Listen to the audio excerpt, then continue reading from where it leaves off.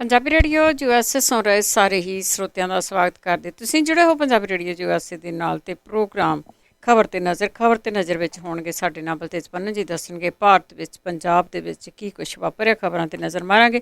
ਖਬਰਾਂ ਤੋਂ ਪਹਿਲਾਂ ਧੰਨਵਾਦ ਸਾਡੇ ਸਪਾਂਸਰ ਦਾ ਜਿਨ੍ਹਾਂ ਨੇ ਇਸ ਪ੍ਰੋਗਰਾਮ ਨੂੰ ਸਪਾਂਸਰ ਕੀਤਾ, ਸਭ ਤੱਕ ਪਹੁੰਚਾਇਆ। ਖਾਲਸਾ ਇੰਸ਼ੋਰੈਂਸ ਏਜੰਸੀ ਸੈਨੋਜੇ 4082722500 ਹਰ ਇੱਕ ਤਰ੍ਹਾਂ ਦੀ ਇੰਸ਼ੋਰੈਂਸ ਕਰਦੇ ਆ। ਗੁਰਦੀਪ ਸਿੰਘ ਪਿਰਦੀ, ਕਲੋਵਸ ਨਾਮ ਸਿੰਘ ਸ਼ਰਗਿਲ, ਸਲਮਾ ਮਨਜੀਤ ਸਿੰਘ ਦੀਵਾਨਾ, ਫਰੈਜ਼ਨੋ, ਟਰਕੀਆਣਾ ਇਮੀਗ੍ਰੇਸ਼ਨ ਲਾ ਫਰਮ 4159090503। ਬਹੁਤ ਧੰਨਵਾਦ ਕਰਦੇ ਹਾਂ ਪ੍ਰੋਗਰਾਮਾਂ ਨੂੰ ਸਪਾਂਸਰ ਕਰਦੇ ਹੋ, ਸਭ ਤੱਕ ਪਹੁੰਚਾਉਂਦੇ ਹੋ। ਸਾਡੇ ਨਾਲ ਜੁੜ ਚੁੱਕੇ ਨੇ ਬਲਤੇਜ ਪੰਨੂ ਜੀ, ਸਤਿ ਸ਼੍ਰੀ ਅਕਾਲ, ਸਵਾਗਤ ਹੈ ਜੀ। ਸਤਿ ਸ਼੍ਰੀ ਅਕਾਲ ਜੀ, ਧੰਨਵਾਦ ਜੀ, ਬਹੁਤ ਮਿਹਰਬਾਨੀ। ਆਸਰੋ ਤੇ ਕੁਝ ਖਬਰਾਂ ਕਰਾਂਗੇ। ਖਬਰਾਂ ਤੋਂ ਬਾਅਦ ਜੇ ਤੁਹਾਡਾ ਵੀ ਕੋਈ ਸਵਾਲ ਹੋਇਆ ਤਾਂ ਤੁਸੀਂ ਕਾਲ ਕਰਕੇ ਕਰ ਸਕੋਗੇ 4082725200। ਗੱਲ ਕਰਦੇ ਹਾਂ ਮਿਸ਼ਰਾ ਦੀ, ਜਿਹੜਾ 3 ਦਿਨ ਦੇ ਪੁਲਿਸ ਰਿਮਾਂਡ ਤੇ ਆ। ਦੇਖੋ, ਇਹ ਹਾਲਾਤ ਇਹੋ ਜਿਹੇ ਨੇ ਕਿ ਇਹ ਪੁਲਿਸ ਰਿਮਾਂਡ ਵੀ ਇਸ ਕਰਕੇ ਲੈਣਾ ਪਿਆ ਕਿ ਪ੍ਰੈਸ਼ਰ ਬਣ ਗਿਆ ਲੋਕਾਂ ਦਾ। ਨਹੀਂ ਤਾਂ ਹੋ ਸਕਦਾ ਸੀਗਾ ਕਿ ਇਹ ਰਿਮਾਂਡ ਵੀ ਨਾ ਲਿਆ ਜਾਂਦਾ। ਪਹਿਲਾਂ ਤਾਂ ਭੇਜ ਦਿੱਤਾ ਸੀ ਉਹਨੂੰ ਜੁਡੀਸ਼ੀਅਲ ਕਸਟਡੀ ਦੇ ਵਿੱਚ, ਇਹ ਕਹਿ ਕੇ ਕਿ ਜੀ ਇਹਦੇ ਵਾਸਤੇ ਸਾਨੂੰ ਡਿਸਟ੍ਰਿਕਟ ਜੱਜ ਜਿਹੜਾ ਉਹਦੇ ਕੋਲੇ ਜਾਣਾ ਪੈਣਾ ਸੀਗਾ ਕਿ ਇਹ ਹੇਠਲੇ ਅਦਾਲਤ ਤੋਂ ਉਹਨੂੰ 24 ਘੰਟੇ ਦੇ ਵਿੱਚ ਪੇਸ਼ ਕਰਨਾ ਸੀ। ਕਿਤੇ ਨਾ ਕਿਤੇ Bharatiya Janata party under pressure ਹੈ, ਪਰ ਸਵਾਲ ਇਹ ਆ ਕਿ ਧੌਣ 'ਚ ਕਿੱਲਾ ਬੜਾ ਵੱਡਾ। ਕੱਲ ਮੀਟਿੰਗ ਜਿਹੜੀ ਹੋਈ ਆ ਦਿੱਲੀ ਦੇ ਵਿੱਚ, ਉਹ ਇਸੇ ਸਬੰਧ ਦੇ ਵਿੱਚ ਹੋਈ ਆ ਕਿ ਅੱਗੋਂ ਕੀ ਕਰਨਾ। ਡੈਮੇਜ ਹੋ ਰਿਹਾ, ਬਹੁਤ ਵੱਡਾ ਡੈਮੇਜ ਹੋ ਰਿਹਾ ਭਾਰਤੀ ਜਨਤਾ ਪਾਰਟੀ ਨੂੰ, ਆਪਣੇ ਉਹਨਾਂ ਦੀਆਂ ਆਪਣੀਆਂ ਕਰਤੂਤਾਂ ਕਰਕੇ ਹੋ ਰਿਹਾ। ਮੰਤਰੀ ਦੀ ਪਿੱਠ ਤੇ ਅਜੇ ਵੀ ਭਾਰਤੀ ਜਨਤਾ ਪਾਰਟੀ ਖੜੀ ਆ। ਇੱਥੇ ਜਿਹੜਾ ਉੱਤਰ ਪ੍ਰਦੇਸ਼ ਦਾ ਇਹਨਾਂ ਦਾ ਇੰਚਾਰਜ ਹੈ, ਉਹਦਾ ਕੱਲ ਬਿਆਨ ਇਹ ਆਇਆ ਕਿ ਲੋਕਾਂ ਨੇ ਸੱਤਾ ਸਾਨੂੰ ਰਾਜ ਕਰਨ ਦੇ ਵਾਸਤੇ ਦਿੱਤੀ ਆ, ਲੋਕਾਂ ਦੇ ਉੱਤੇ SUV ਚੜਾਉਣ ਦੇ ਵਾਸਤੇ ਨਹੀਂ। ਇਹ ਭਾਰਤੀ ਜਨਤਾ ਪਾਰਟੀ ਦਾ ਪ੍ਰਧਾਨ ਕਹਿ ਰਿਹਾ। ਇੱਥੇ ਗੱਲ ਉੱਠ ਰਹੀ ਹੈ ਕਿ ਨੈਤਿਕਤਾ ਅਜੇ ਮਿਸ਼ਰਾ ਦੇ ਵਿੱਚ ਹੈ ਨਹੀਂ ਤਾਂ ਉਹ ਅਸਤੀਫਾ ਦੇ ਦਿੰਦਾ। ਸਵਾਲ ਵੱਡਾ ਇਹ ਆ ਕਿ ਅਜੇ ਮਿਸ਼ਰਾ ਦੇ ਵਿੱਚ ਨੈਤਿਕਤਾ ਨਹੀਂ ਆ। ਕੀ ਨੈਤਿਕਤਾ ਸਰਕਾਰ ਚਲਾਉਣ ਵਾਲਿਆਂ 'ਚ ਵੀ ਨਹੀਂ ਰਹੀ? ਉਹ ਇੰਨੇ ਜੋਗੇ ਵੀ ਨਹੀਂ ਰਹੇ ਕਿ ਜੇ ਕਿਸੇ ਨੇ ਇੰਨਾ ਕੁਝ ਕੀਤਾ ਉਹਨੂੰ ਉਹ ਮੰਤਰੀ ਮੰਡਲ ਦੇ ਵਿੱਚੋਂ ਬਰਖਾਸਤ ਕਰ ਸਕਣ, ਜਿਹਦੀ ਕੱਲੀ ਅਸਲੀਅਤ ਸਾਹਮਣੇ ਆ ਚੁੱਕੀ ਹੋਈ ਆ। ਕਿ ਜਿਹੜੀ ਗੱਲ ਉਹ ਇਹ ਕਹਿੰਦਾ ਸੀਗਾ ਕਿ ਤੁਸੀਂ ਨਹੀਂ ਜਾਣਦੇ ਕਿ ਮੈਂ ਕੀ ਆ ਇਹਦੇ ਤੋਂ ਬਿਨਾਂ, ਉਹ ਤਾਂ ਸਾਰਾ ਕੁਝ ਸਾਹਮਣੇ ਆ ਗਿਆ ਕਿ ਹੁਣ ਵਾਕਿਆ ਹੀ ਉਹ ਕੀ ਹੈ। ਦਰ ਚੀਫ ਜੁਡੀਸ਼ੀਅਲ ਮੈਜਿਸਟ੍ਰੇਟ ਨੇ UP ਪੁਲਿਸ ਨੂੰ ਆਸ਼ੀਸ਼ ਮਿਸ਼ਰਾ ਦਾ ਰਿਮਾਂਡ ਦੇਣ ਲਈ ਉਹਨੂੰ ਇਸ ਅਰਸੇ ਦੌਰਾਨ ਤੰਗ ਪਰੇਸ਼ਾਨ ਨਾ ਕਰਨ ਤੇ ਵਕੀਲ ਦੀ ਮੌਜੂਦਗੀ 'ਚ ਪੁੱਛਗਿੱਛ ਕਰਨ ਦੀ ਸ਼ਰਤ ਰੱਖੀ ਹੈ। ਸੀਨੀਅਰ ਪ੍ਰੋਸੀਕਿਊਸ਼ਨ ਅਧਿਕਾਰੀ SP ਯਾਦਵ ਨੇ ਇਹ ਗੱਲ ਕਹੀ ਹੈ ਕਿ ਪੁਲਿਸ ਨੇ ਆਸ਼ੀਸ਼ ਦੇ 14 ਦਿਨਾਂ ਰਿਮਾਂਡ ਦੀ ਮੰਗ ਕੀਤੀ ਸੀ, ਪਰ 12 ਤੋਂ 15 ਅਕਤੂਬਰ ਤੱਕ 3 ਦਿਨਾਂ ਰਿਮਾਂਡ ਦੀ ਆਗਿਆ ਮਿਲੀ ਆ। ਰਿਮਾਂਡ ਦੀ ਮਿਆਦ 15 ਅਕਤੂਬਰ ਨੂੰ ਖਤਮ ਹੋ ਜੂਗੀ। ਸਵੇਰੇ ਚੀਫ ਜੁਡੀਸ਼ੀਅਲ ਮੈਜਿਸਟ੍ਰੇਟ ਨੇ UP ਪੁਲਿਸ ਨੂੰ 3 ਦਿਨਾਂ ਦਾ ਰਿਮਾਂਡ ਦਿੰਦਿਆਂ ਸਾਫ਼ ਕੀਤਾ ਕਿ ਇਹਦੇ ਦੌਰਾਨ ਆਸ਼ੀਸ਼ ਮਿਸ਼ਰਾ ਨੂੰ ਤੰਗ ਪਰੇਸ਼ਾਨ ਨਾ ਕੀਤਾ ਜਾਵੇ ਤੇ ਪੁੱਛਗਿੱਛ ਦੌਰਾਨ ਮੁਲਜ਼ਮ ਦਾ ਵਕੀਲ ਮੌਜੂਦ ਰਹੂਗਾ। ਅੱਜ ਤੱਕ ਪਹਿਲਾਂ ਤਾਂ ਕਦੀ ਕਿਸੇ ਨੂੰ ਕਤਲਾਂ ਦੇ ਕੇਸ ਦੇ ਵਿੱਚ ਏਦਾਂ ਨਹੀਂ ਕਿਹਾ ਗਿਆ ਕਿ ਇਹਨੂੰ ਤੰਗ ਪਰੇਸ਼ਾਨ ਨਾ ਕੀਤਾ ਜਾਵੇ। ਇਹਦੇ ਜਿਹੜੀ ਐਤਵਾਰ ਰਾਤ ਨੂੰ ਕੀਤੀ ਗਏ ਹੁਕਮਾਂ ਦੇ ਵਿੱਚ ਕੋਰਟ ਨੇ ਆਸ਼ੀਸ਼ ਮਿਸ਼ਰਾ ਨੂੰ 14 ਦਿਨਾਂ ਦੀ ਜੁਡੀਸ਼ੀਅਲ ਕਸਟਡੀ ਦੇ ਉੱਤੇ ਭੇਜਿਆ ਸੀਗਾ। ਲਖੀਮਪੁਰ ਹਿੰਸਾ ਕੇਸ ਦੇ ਵਿੱਚ 12 ਘੰਟੇ ਦੇ ਕਰੀਬ ਪੁੱਛ ਪੜਤਾਲ ਤੋਂ ਬਾਅਦ ਸ਼ਨਿਚਰਵਾਰ ਦੇਰ ਰਾਤ ਨੂੰ SIT ਨੇ ਆਸ਼ੀਸ਼ ਮਿਸ਼ਰਾ ਨੂੰ ਗ੍ਰਿਫਤਾਰ ਕਰ ਲਿਆ ਸੀ। SIT ਨਾਮ ਇੰਨਾ ਕੁ ਬਦਨਾਮ ਹੋ ਚੁੱਕਿਆ ਹੋਇਆ ਕਿ ਇਹਦੇ ਉੱਤੇ ਜਦੋਂ SIT ਦਾ ਨਾਮ ਆਉਂਦਾ ਹਰੇਕ ਬੰਦੇ ਦੇ ਦਿਮਾਗ 'ਚ ਇਹ ਗੱਲ ਆ ਜਾਂਦੀ, ਨਹੀਂ ਹੁਣ ਫਿਰ ਕੁਝ ਨਹੀਂ ਹੋਣਾ। ਤੋ ਇਹ ਗੱਲ SIT ਇੰਨੀ ਬਦਨਾਮ ਹੋ ਚੁੱਕੀ ਹੋਈ ਹੈ ਕਿਉਂਕਿ ਹਰ ਗੱਲ ਤੇ SIT ਬਣਾ ਦਿਓ, SIT ਬਣਾ ਦਿਓ।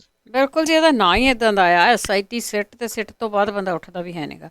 ਅੱਗੇ ਗੱਲ ਕਰਦੇ ਹਾਂ ਲਖੀਮਪੁਰ ਦੇ ਵਿੱਚ ਮਾਰੇ ਗਏ ਕਿਸਾਨਾਂ ਦੀ, ਉਹਨਾਂ ਦੀ ਅੰਤਮ ਅਰਦਾਸ ਅੱਜ ਹੋਈ। ਬਿਲਕੁਲ ਜੀ, ਅੱਜ ਅੰਤਮ ਅਰਦਾਸ ਇਹਨਾਂ ਕਿਸਾਨਾਂ ਦੀ ਹੋਊਗੀ। ਇੱਕ ਤਾਂ ਜਿਹੜੇ ਨਿੱਜੀ ਸਮਾਗਮ ਨੇ ਇਹਨਾਂ ਪਰਿਵਾਰਾਂ ਦੇ, ਉਹ ਆਪੋ ਆਪਣੇ ਪਰਿਵਾਰਾਂ ਦੇ ਤੌਰ ਦੇ ਉੱਤੇ ਕਰਨਗੇ, ਜਦੋਂ ਕਿ ਸੰਯੁਕਤ ਕਿਸਾਨ ਮੋਰਚੇ ਦੇ ਵੱਲੋਂ ਅੰਤਮ ਅਰਦਾਸ ਅੱਜ ਉੱਤਰ ਪ੍ਰਦੇਸ਼ ਦੇ ਤਿਕੋਨੀਆ ਪਿੰਡ, ਜਿੱਥੇ 3 ਅਕਤੂਬਰ ਨੂੰ 4 ਕਿਸਾਨਾਂ ਨੂੰ SUV ਦੇ ਹੇਠ ਦਰੜਿਆ ਗਿਆ ਸੀ, ਉਹਦੇ ਤੋਂ ਥੋੜੇ ਪਰਾਂ ਖੇਤਾਂ ਦੇ ਵਿੱਚ ਅੰਤਮ ਅਰਦਾਸ ਲਈ ਤਿਆਰੀਆਂ ਮੁਕੰਮਲ ਕੀਤੀਆਂ ਗਈਆਂ ਨੇ। ਕਿਸਾਨਾਂ ਨੇ ਆਪਣੀ ਫਸਲ ਵੱਢ ਦਿੱਤੀ। ਇੱਥੇ ਜਿਹੜਾ ਸਮਾਗਮ ਦੀ ਸਟੇਜ ਲਾਉਣ ਦੇ ਵਾਸਤੇ। ਕਿਸਾਨਾਂ ਨੇ ਆਪਣੀ ਫਸਲ ਵੱਢ ਦਿੱਤੀ ਪਾਰਕਿੰਗ ਬਣਾਉਣ ਦੇ ਵਾਸਤੇ। ਇਹ ਕਿਹਾ ਜਾ ਰਿਹਾ ਹੈ ਕਿ ਸੰਯੁਕਤ ਕਿਸਾਨ ਮੋਰਚਾ ਉਹਨਾਂ ਦੀਆਂ ਫਸਲਾਂ ਜਿਹੜੀਆਂ ਵੱਢੀਆਂ ਗਈਆਂ ਨੇ ਉਹਨਾਂ ਦੇ ਪੈਸੇ ਵੀ ਉਹਨਾਂ ਨੂੰ ਦਊਗਾ। ਹਾਲਾਂਕਿ ਕਿਸਾਨਾਂ ਨੇ ਆਪਣੇ ਤੌਰ ਦੇ ਉੱਤੇ ਇਹ ਸਾਰੀ ਜਗ੍ਹਾ ਖਾਲੀ ਕਰਤੀ। ਬਹੁਤ ਵੱਡਾ ਪੰਡਾਲ ਸਥਾਪਿਤ ਕੀਤਾ ਗਿਆ। ਇੱਥੋਂ ਉੱਤਰ ਪ੍ਰਦੇਸ਼ ਤੋਂ ਨਹੀਂ, ਪੰਜਾਬ, ਹਰਿਆਣਾ, ਰਾਜਸਥਾਨ ਤੇ ਉੱਤਰ ਪ੍ਰਦੇਸ਼ ਦੇ ਨਾਲ ਲੱਗਦੇ ਏਰੀਆਸ, ਖਾਸ ਤੌਰ ਦੇ ਉੱਤੇ ਉੱਤਰਾਖੰਡ ਤੱਕ ਕਿਸਾਨਾਂ ਦੇ ਪਹੁੰਚਣ ਦੀ ਵੱਡੀ ਆਸ ਹੈ। ਇਹਦੇ ਵਿੱਚ ਜਿਹੜੇ ਭਾਰਤੀ ਕਿਸਾਨ ਯੂਨੀਅਨ ਦੇ ਆਗੂ ਨੇ ਰਕੇਸ਼ ਟਿਕੈਤ, ਉਹਨਾਂ ਨੇ ਇਹ ਗੱਲ ਕਹੀ ਹੈ ਕਿ ਕਿਸਾਨਾਂ ਦੀਆਂ 3 ਖੇਤੀ ਕਾਨੂੰਨਾਂ ਨੂੰ ਰੱਦ ਕਰਨ ਤੇ ਜਿਣਸਾਂ ਦੀ MSP ਖਰੀਦ ਦੀ ਕਾਨੂੰਨੀ ਗਰੰਟੀ ਦਿੱਤੇ ਜਾਣ ਤੱਕ ਕਿਸਾਨਾਂ ਦਾ ਸੰਘਰਸ਼ ਜਾਰੀ ਰਹੂਗਾ। ਲੇਟੈਸਟ ਰਿਪੋਰਟਾਂ ਦੇ ਮੁਤਾਬਕ ਰਕੇਸ਼ ਟਿਕੈਤ ਇਸ ਤਿਕੋਨੀਆਂ ਵਾਲੀ ਜਗ੍ਹਾ ਦੇ ਉੱਤੇ ਪਹੁੰਚ ਚੁੱਕੇ ਹੋਏ ਆ ਰਾਤ ਹੀ, ਕਿਉਂਕਿ ਕਿਸਾਨ ਆਗੂਆਂ ਨੂੰ ਇਹ ਵੀ ਡਰ ਹੈ ਕਿ ਕਿਤੇ ਉਹਨਾਂ ਨੂੰ ਰੋਕਿਆ ਨਾ ਜਾਵੇ, ਕਿਸਾਨਾਂ ਦੇ ਕਾਫਲੇ ਰੋਕੇ ਨਾ ਜਾਣ। ਬਹੁਤੇ ਕਿਸਾਨ ਆਗੂ ਪਹੁੰਚ ਚੁੱਕੇ ਨੇ ਜਾਂ ਪਹੁੰਚਣ ਵਾਲੇ ਨੇ ਇਸ ਜਗ੍ਹਾ ਦੇ ਉੱਤੇ। ਕਿਸਾਨ ਜਥੇਬੰਦੀਆਂ, ਸੰਯੁਕਤ ਕਿਸਾਨ ਮੋਰਚੇ ਨੇ ਇਹ ਵੀ ਫੈਸਲਾ ਕੀਤਾ ਕਿ ਇਹ ਜਿਹੜੀ ਸਟੇਜ ਹੋਊਗੀ ਸੰਯੁਕਤ ਕਿਸਾਨ ਮੋਰਚੇ ਦੀ, ਇਸ ਸਟੇਜ ਦੇ ਉੱਤੇ ਕਿਸੇ ਸਿਆਸੀ ਆਗੂ ਨੂੰ, ਕਿਸੇ ਸਿਆਸੀ ਪਾਰਟੀ ਦੇ ਆਗੂ ਨੂੰ ਬੈਠਣ ਦੀ ਇਜਾਜ਼ਤ ਨਹੀਂ ਦਿੱਤੀ ਜਾਊਗੀ। ਇਹ ਆਖਿਆ ਗਿਆ ਕਿ ਸਿਆਸੀ ਲੋਕਾਂ ਨੂੰ ਰੋਕਿਆ ਨਹੀਂ ਜਾਊਗਾ। ਉਹ ਆ ਸਕਦੇ ਆ, ਉਹ ਹੇਠਾਂ ਸੰਗਤ ਦੇ ਵਿੱਚ ਬੈਠ ਸਕਦੇ ਆ। ਲੋਕਾਂ ਨੂੰ ਇਹ ਵੀ ਅਪੀਲ ਕੀਤੀ ਗਈ ਆ ਕਿ ਜੇਕਰ ਇੱਥੇ ਕੋਈ ਆਉਂਦੇ ਨੇ ਸਿਆਸੀ ਆਗੂ ਇਹਦੇ ਵਿੱਚ ਭਾਗ ਲੈਣ ਦੇ ਵਾਸਤੇ, ਉਹਨਾਂ ਦਾ ਵਿਰੋਧ ਨਾ ਕੀਤਾ ਜਾਵੇ, ਪਰ ਉਹਨਾਂ ਨੂੰ ਸਟੇਜ ਦੇ ਉੱਤੇ ਬੈਠਣ ਦੀ ਪਰਮਿਸ਼ਨ ਨਹੀਂ ਦਿੱਤੀ ਜਾਊਗੀ। ਸੋ ਇਹ ਸੰਯੁਕਤ ਕਿਸਾਨ ਮੋਰਚੇ ਦੇ ਵੱਲੋਂ ਐਲਾਨ ਕੀਤੇ ਗਏ ਆ। ਹੁਣ ਤੋਂ ਕੁਝ ਸਮੇਂ ਬਾਅਦ ਇਹ ਸਮਾਗਮ ਸ਼ੁਰੂ ਹੋਊਗਾ ਔਰ ਇਹਦੇ ਵਿੱਚ ਇੱਕ ਬਹੁਤ ਵੱਡਾ ਇਕੱਠ ਹੋਣ ਦੀ ਆਸ ਹੈ। ਕਿਤੇ ਨਾ ਕਿਤੇ ਉੱਤਰ ਪ੍ਰਦੇਸ਼ ਦੇ ਵਿੱਚ ਉੱਥੇ ਚੱਲਦੀ ਸਰਕਾਰ ਤੇ ਨਾਲ ਦੀ ਨਾਲ ਕੇਂਦਰ ਦੀ ਵਿੱਚ ਚੱਲਦੀ ਜਿਹੜੀ ਸਰਕਾਰ ਹੈ ਉਹਦੀਆਂ ਜੜ੍ਹਾਂ ਹਿਲਾਊਗਾ ਇਹ ਅੱਜ ਦਾ ਇਕੱਠ। ਕਿਸਾਨਾਂ ਨੇ ਇਹ ਵੀ ਐਲਾਨ ਕੀਤਾ ਹੈ ਕਿ ਉਹ ਇਹਨਾਂ ਆਉਂਦੇ ਦਿਨਾਂ ਦੇ ਦੌਰਾਨ ਇਹਨਾਂ ਦੀਆਂ ਅਸਥੀਆਂ ਦੇ ਨਾਲ ਜਲੂਸ ਦੀ ਸ਼ਕਲ ਦੇ ਵਿੱਚ ਜਾਣਗੇ। ਜੇਕਰ ਇਹ ਮੰਤਰੀ ਅਸਤੀਫਾ ਨਹੀਂ ਦਿੰਦਾ ਜਾਂ ਉਹਨੂੰ ਕੱਢਿਆ ਨਹੀਂ ਜਾਂਦਾ ਤਾਂ 18 ਤਰੀਕ ਨੂੰ ਸਮੁੱਚੇ ਮੁਲਕ ਦੇ ਵਿੱਚ ਰੇਲਾਂ ਰੋਕ ਦਿੱਤੀਆਂ ਜਾਣਗੀਆਂ। ਅੱਜ ਦੇ ਇਸ ਭੋਗ ਸਮਾਗਮ ਤੋਂ ਬਾਅਦ ਸੰਯੁਕਤ ਕਿਸਾਨ ਮੋਰਚਾ ਆਪਣੀ ਅਗਲੀ ਐਕਸ਼ਨ ਦਾ ਐਲਾਨ ਵੀ ਕਰੂਗਾ। ਜੀ ਅੱਗੇ ਜੰਮੂ ਕਸ਼ਮੀਰ ਦੀ ਗੱਲ ਕਰਦੇ ਆ, ਉੱਥੇ ਝੜਪਾਂ ਦੇ ਵਿੱਚ 5 ਪੰਜਾਬੀ ਸ਼ਹੀਦ ਹੋਏ ਆ। ਦੇਖੋ ਉੱਥੇ ਜੋ ਕੁਛ ਘੱਟ ਗਿਣਤੀਆਂ ਦੇ ਨਾਲ ਇਸ ਵੇਲੇ ਹੋ ਰਿਹਾ, ਉਹ ਇੱਕਦਮ ਹਿੰਸਾ ਸ਼ੁਰੂ ਹੋਈ ਆ ਜਾਂ ਇਹ ਕਹਿ ਲਓ ਕਿ ਪਹਿਲਾਂ ਦੱਬੀ ਰਹੀ ਆ। ਧਾਰਾ 370 ਖਤਮ ਕਰਨ ਤੋਂ ਬਾਅਦ ਜਿਵੇਂ ਲੋਕ ਅੰਦਰ ਵਾੜ ਦਿੱਤੇ ਗਏ, ਅੰਦਰ ਤਾੜ ਦਿੱਤੇ ਗਏ, ਇੰਟਰਨੈਟ ਬੰਦ ਹੋ ਗਿਆ, ਅਖਬਾਰਾਂ ਬੰਦ ਹੋ ਗਈਆਂ, ਕੋਈ ਖਬਰ ਬਾਹਰ ਨਹੀਂ ਆਉਣ ਦਿੱਤੀ। ਇੰਨਾ ਕੁਛ ਉਹਨਾਂ ਲੋਕਾਂ ਨੇ ਆਪਣੇ ਪਿੰਡੇ ਤੇ ਝੱਲਿਆ ਜਿਹਦੀਆਂ ਬਹੁਤ ਸਾਰੀਆਂ ਕਹਾਣੀਆਂ ਸਾਹਮਣੇ ਆਉਂਦੀਆਂ ਨੇ। ਜਿਹੜੇ ਉੱਥੋਂ ਦੇ ਰਾਜਨੀਤਿਕ ਲੋਕ ਨੇ ਉਹਨਾਂ ਨੂੰ ਅੰਦਰ ਡੱਕ ਕੇ ਰੱਖਿਆ, ਜੇਲ੍ਹਾਂ ਦੇ ਵਿੱਚ ਜਾਂ ਘਰਾਂ ਦੇ ਵਿੱਚ ਕੈਦ ਕਰ ਦਿੱਤੇ ਗਏ। ਜੇ ਇੱਥੋਂ ਬਾਹਰੋਂ ਨੇਤਾਵਾਂ ਨੇ ਜਾਣ ਦੀ ਕੋਸ਼ਿਸ਼ ਕੀਤੀ ਤਾਂ ਉਹਨਾਂ ਨੂੰ ਜਾਣ ਨਹੀਂ ਦਿੱਤਾ ਗਿਆ। ਵਿਦੇਸ਼ਾਂ ਤੋਂ ਲਿਆ ਕੇ ਲੋਕ ਉੱਥੇ ਘੁਮਾਏ ਗਏ ਅੰਦਰ, ਇਹ ਦੱਸਣ ਦੀ ਕੋਸ਼ਿਸ਼ ਕੀਤੀ ਗਈ ਕਿ ਵੇਖੋ ਸਾਰਾ ਕੁਝ ਬਿਲਕੁਲ ਸਹੀ ਚੱਲ ਰਿਹਾ।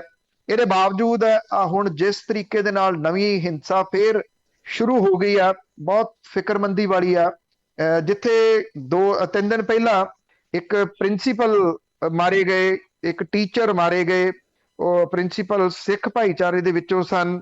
ਉਹ ਔਰਤ ਆਪਣੀ ਤਨਖਾਹ ਦਾ 20% ਤੋਂ ਉੱਪਰ ਗਰੀਬ ਬੱਚਿਆਂ ਦੀ ਪੜ੍ਹਾਈ ਦੇ ਉੱਤੇ ਲਾਉਂਦੀ ਸੀ। ਉਹਨੇ ਮਾਪੇ ਜਿਹੜੇ ਜਾਨ ਗਵਾ ਚੁੱਕੇ ਉਹਨਾਂ ਦੇ ਇੱਕ ਬੱਚੇ ਨੂੰ ਆਪਣੇ ਕੋਲ ਸਪਾਂਸਰ ਕਰਕੇ ਵੀ ਰੱਖਿਆ ਹੋਇਆ ਸੀ। ਐਸੀ ਔਰਤ ਦੀ ਜਾਨ ਲੈ ਲੈਣੀ, ਕਿਉਂਕਿ ਨੇਸ਼ਨ ਘਾੜੇ ਨੇ। ਟੀਚਰ ਜਿਹੜਾ ਉਹ ਨੇਸ਼ਨ ਬਿਲਡਰ ਹੁੰਦਾ। ਜੇ ਟੀਚਰ ਅਣਸੁਰੱਖਿਅਤ ਹੈ ਤੇ ਸਮਝ ਲਿਆ ਜਾਣਾ ਚਾਹੀਦਾ ਕਿ ਨੇਸ਼ਨ ਅਣਸੁਰੱਖਿਅਤ ਹੈ, ਉੱਥੇ ਕੋਈ ਵੀ ਸੁਰੱਖਿਅਤ ਨਹੀਂ ਗਾ ਜੀ। ਫਿਰ ਜੰਮੂ ਕਸ਼ਮੀਰ ਦੇ ਹੁਣ ਪੁੰਛ ਡਿਸਟ੍ਰਿਕਟ ਦੇ ਵਿੱਚ ਘੁਸਪੈਠ ਦੇ ਖਿਲਾਫ ਚਲਾਈ ਗਈ ਕਾਰਵਾਈ ਕਿਹਾ ਗਿਆ ਇਹਨੂੰ। ਇਹਦੇ ਵਿੱਚ ਜਿਹੜੇ 5 ਫੌਜੀ ਸ਼ਹੀਦ ਹੋਏ ਆ, ਜੂਨੀਅਰ ਕਮਿਸ਼ਨ ਆਫਿਸਰ ਸਣੇ 5 ਜਵਾਨ ਸ਼ਹੀਦ ਹੋਏ ਆ। ਇਹ ਕਿਹਾ ਗਿਆ ਕਿ ਉੱਥੇ ਲੁਕੇ ਅੱਤਵਾਦੀਆਂ ਨੇ ਫੌਜੀਆਂ ਤੇ ਅੰਨ੍ਹੇਵਾਹ ਗੋਲੀ ਚਲਾਤੀ, ਜਿਹਦੇ ਨਾਲ ਇੱਕ JCO ਤੇ 4 ਜਵਾਨ ਬੁਰੀ ਤਰ੍ਹਾਂ ਜ਼ਖਮੀ ਹੋ ਗਏ। 5 ਜਵਾਨਾਂ ਨੂੰ ਨੇੜਲੇ ਫੌਜੀ ਹਸਪੀਟਲ ਦੇ ਵਿੱਚ ਦਾਖਲ ਕਰਵਾਇਆ ਗਿਆ, ਜਿੱਥੇ ਇਹਨਾਂ ਦੇ ਵਿੱਚੋਂ ਬਹੁਤਿਆਂ ਦੀ ਮੌਤ ਹੋ ਗਈ। ਭਲੱਥ ਨੇੜਲਾ ਪਿੰਡ ਮਾਨਾ ਤਲਵੰਡੀ ਦਾ ਵਸਨੀਕ ਨਾਇਬ ਸੂਬੇਦਾਰ ਜਸਵਿੰਦਰ ਸਿੰਘ 39 ਸਾਲਾਂ ਦਾ ਔਰ ਇਹਦੇ ਨਾਲ ਜਿਹੜਾ ਇੱਕ ਪਿੰਡ ਪਛਰੰਡਾ ਦਾ ਜਵਾਨ ਗੱਜਣ ਸਿੰਘ ਸੀਗਾ, ਜਿਹੜਾ ਜੰਮੂ ਕਸ਼ਮੀਰ ਦੇ ਵਿੱਚ ਸ਼ਹੀਦ ਹੋ ਗਿਆ। ਇਹ ਜਿਹੜੇ ਸ਼ਹੀਦ ਹੋਏ ਲੋਕ ਨੇ ਉੱਥੇ, ਇਹਨਾਂ ਦੇ ਵਿੱਚੋਂ ਜਿਹੜੇ ਪੰਜਾਬੀ ਸਿੱਖ ਭਾਈਚਾਰੇ ਦੇ ਨਾਲ ਜ਼ਿਆਦਾ ਸੰਬੰਧਿਤ ਨੇ। ਨਾਇਬ ਸੂਬੇਦਾਰ ਜਸਵਿੰਦਰ ਸਿੰਘ, ਉਹਦੀ ਮਾਤਾ ਤੇ ਪਤਨੀ ਉਹ ਪਿੰਡ ਦੇ ਵਿੱਚ ਹੀ ਰਹਿੰਦੀ ਆ।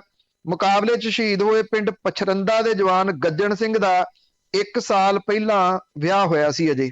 ਜਿਸ ਦਿਨ ਇਹ ਵਿਆਹੁਣ ਗਿਆ ਸੀਗਾ, ਟਰੈਕਟਰ ਦੇ ਉੱਤੇ ਵਿਆਹੁਣ ਗਿਆ ਸੀ, ਤੇ ਆਪਣੇ ਟਰੈਕਟਰ ਦੇ ਉੱਤੇ ਇਸਨੇ ਕਿਸਾਨੀ ਝੰਡੇ ਲਾ ਕੇ ਉੱਥੇ ਇਹ ਗਿਆ ਸੀਗਾ। ਔਰ ਇਹਦੇ ਨਾਲ ਜਿਹੜਾ ਭਾਵ ਕਿ ਕਿਸਾਨਾਂ ਨੂੰ ਇਹ ਸਮਰਪਿਤ ਸੀਗਾ, ਕਿਸਾਨੀ ਨੂੰ ਸਮਰਪਿਤ ਸੀਗਾ। ਜਿਹੜਾ ਨਾਰਾ ਜੈ ਜਵਾਨ ਤੇ ਜੈ ਕਿਸਾਨ ਦਾ ਕਾਗਜ਼ਾਂ 'ਚ ਲੱਗਦਾ, ਉਹਦਾ ਅਸਲ ਦੇ ਵਿੱਚ ਰੱਖਿਅਕ ਸੀਗਾ ਇਹ ਨੌਜਵਾਨ। ਕਿਸਾਨੀ ਤੰਗ ਕੀਤੀ ਜਾ ਰਹੀ ਆ, ਕਿਸਾਨ ਗੱਡੀਆਂ ਦੇ ਹੇਠ ਦਰੜੇ ਜਾ ਰਹੇ ਆ, ਤੇ ਉਹਨਾਂ ਦੇ ਪੁੱਤ ਸਰਹੱਦਾਂ ਦੇ ਉੱਤੇ ਤੇ ਅੱਤਵਾਦੀਆਂ ਦੇ ਨਾਲ ਲੋਹਾ ਲੈ ਰਹੇ ਆ। ਜੀ ਬਿਲਕੁਲ, ਇਹਨਾਂ ਦੀ ਰਾਖੀ ਕਰ ਰਹੇ ਆ ਤਾਂ ਇਹ ਮੌਜਾਂ ਮਾਣ ਰਹੇ ਆ। ਅੱਗੇ ਕੇਜਰੀਵਾਲ ਦੀ ਗੱਲ ਕਰਦੇ ਹਾਂ, ਪੰਜਾਬ ਦੇ 2 ਦਿਨਾਂ ਦੌਰੇ ਤੇ।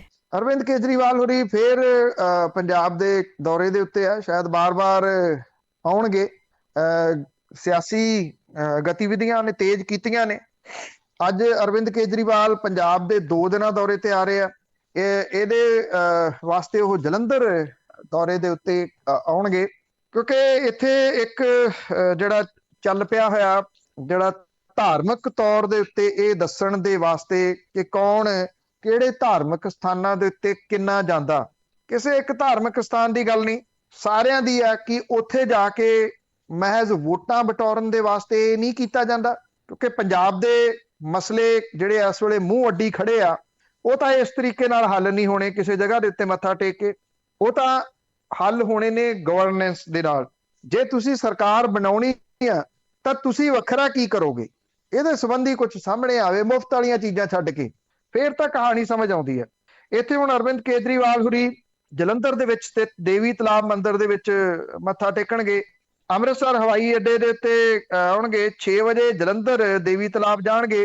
ਇਹਦੇ ਤੋਂ ਬਾਅਦ ਤਾਂ ਹੋਰ ਕੋਈ ਇਹਨਾਂ ਨੇ ਜਾਣਕਾਰੀ ਨਹੀਂ ਦਿੱਤੀ, ਪਰ ਇਹਨਾਂ ਪਤਾ ਜਲੰਧਰ ਦੇ ਵਪਾਰੀਆਂ ਤੇ ਪਾਰਟੀ ਦੇ ਸਿਆਸੀ ਆਗੂਆਂ ਦੇ ਨਾਲ ਮੀਟਿੰਗ ਕਰਨਗੇ, ਜਿਹਦੇ ਨਾਲ ਪੰਜਾਬ ਵਿਧਾਨ ਸਭਾ ਚੋਣਾਂ ਸੰਬੰਧੀ ਭਵਿੱਖ ਦੀ ਰਣਨੀਤੀ ਤੈਅ ਕੀਤੀ ਜਾ ਸਕੇ। ਸਵਾਲ ਫੇਰ ਉਹੀ ਆ ਜਾਣਾ ਹੈ ਕਿ ਪੰਜਾਬ ਦੇ ਵਿੱਚ ਲੋਕ ਜਿਹੜੀਆਂ ਰਵਾਇਤੀ ਪਾਰਟੀਆਂ ਨੇ ਉਹਨਾਂ ਤੋਂ ਤੰਗ ਨੇ ਡਾਢੇ।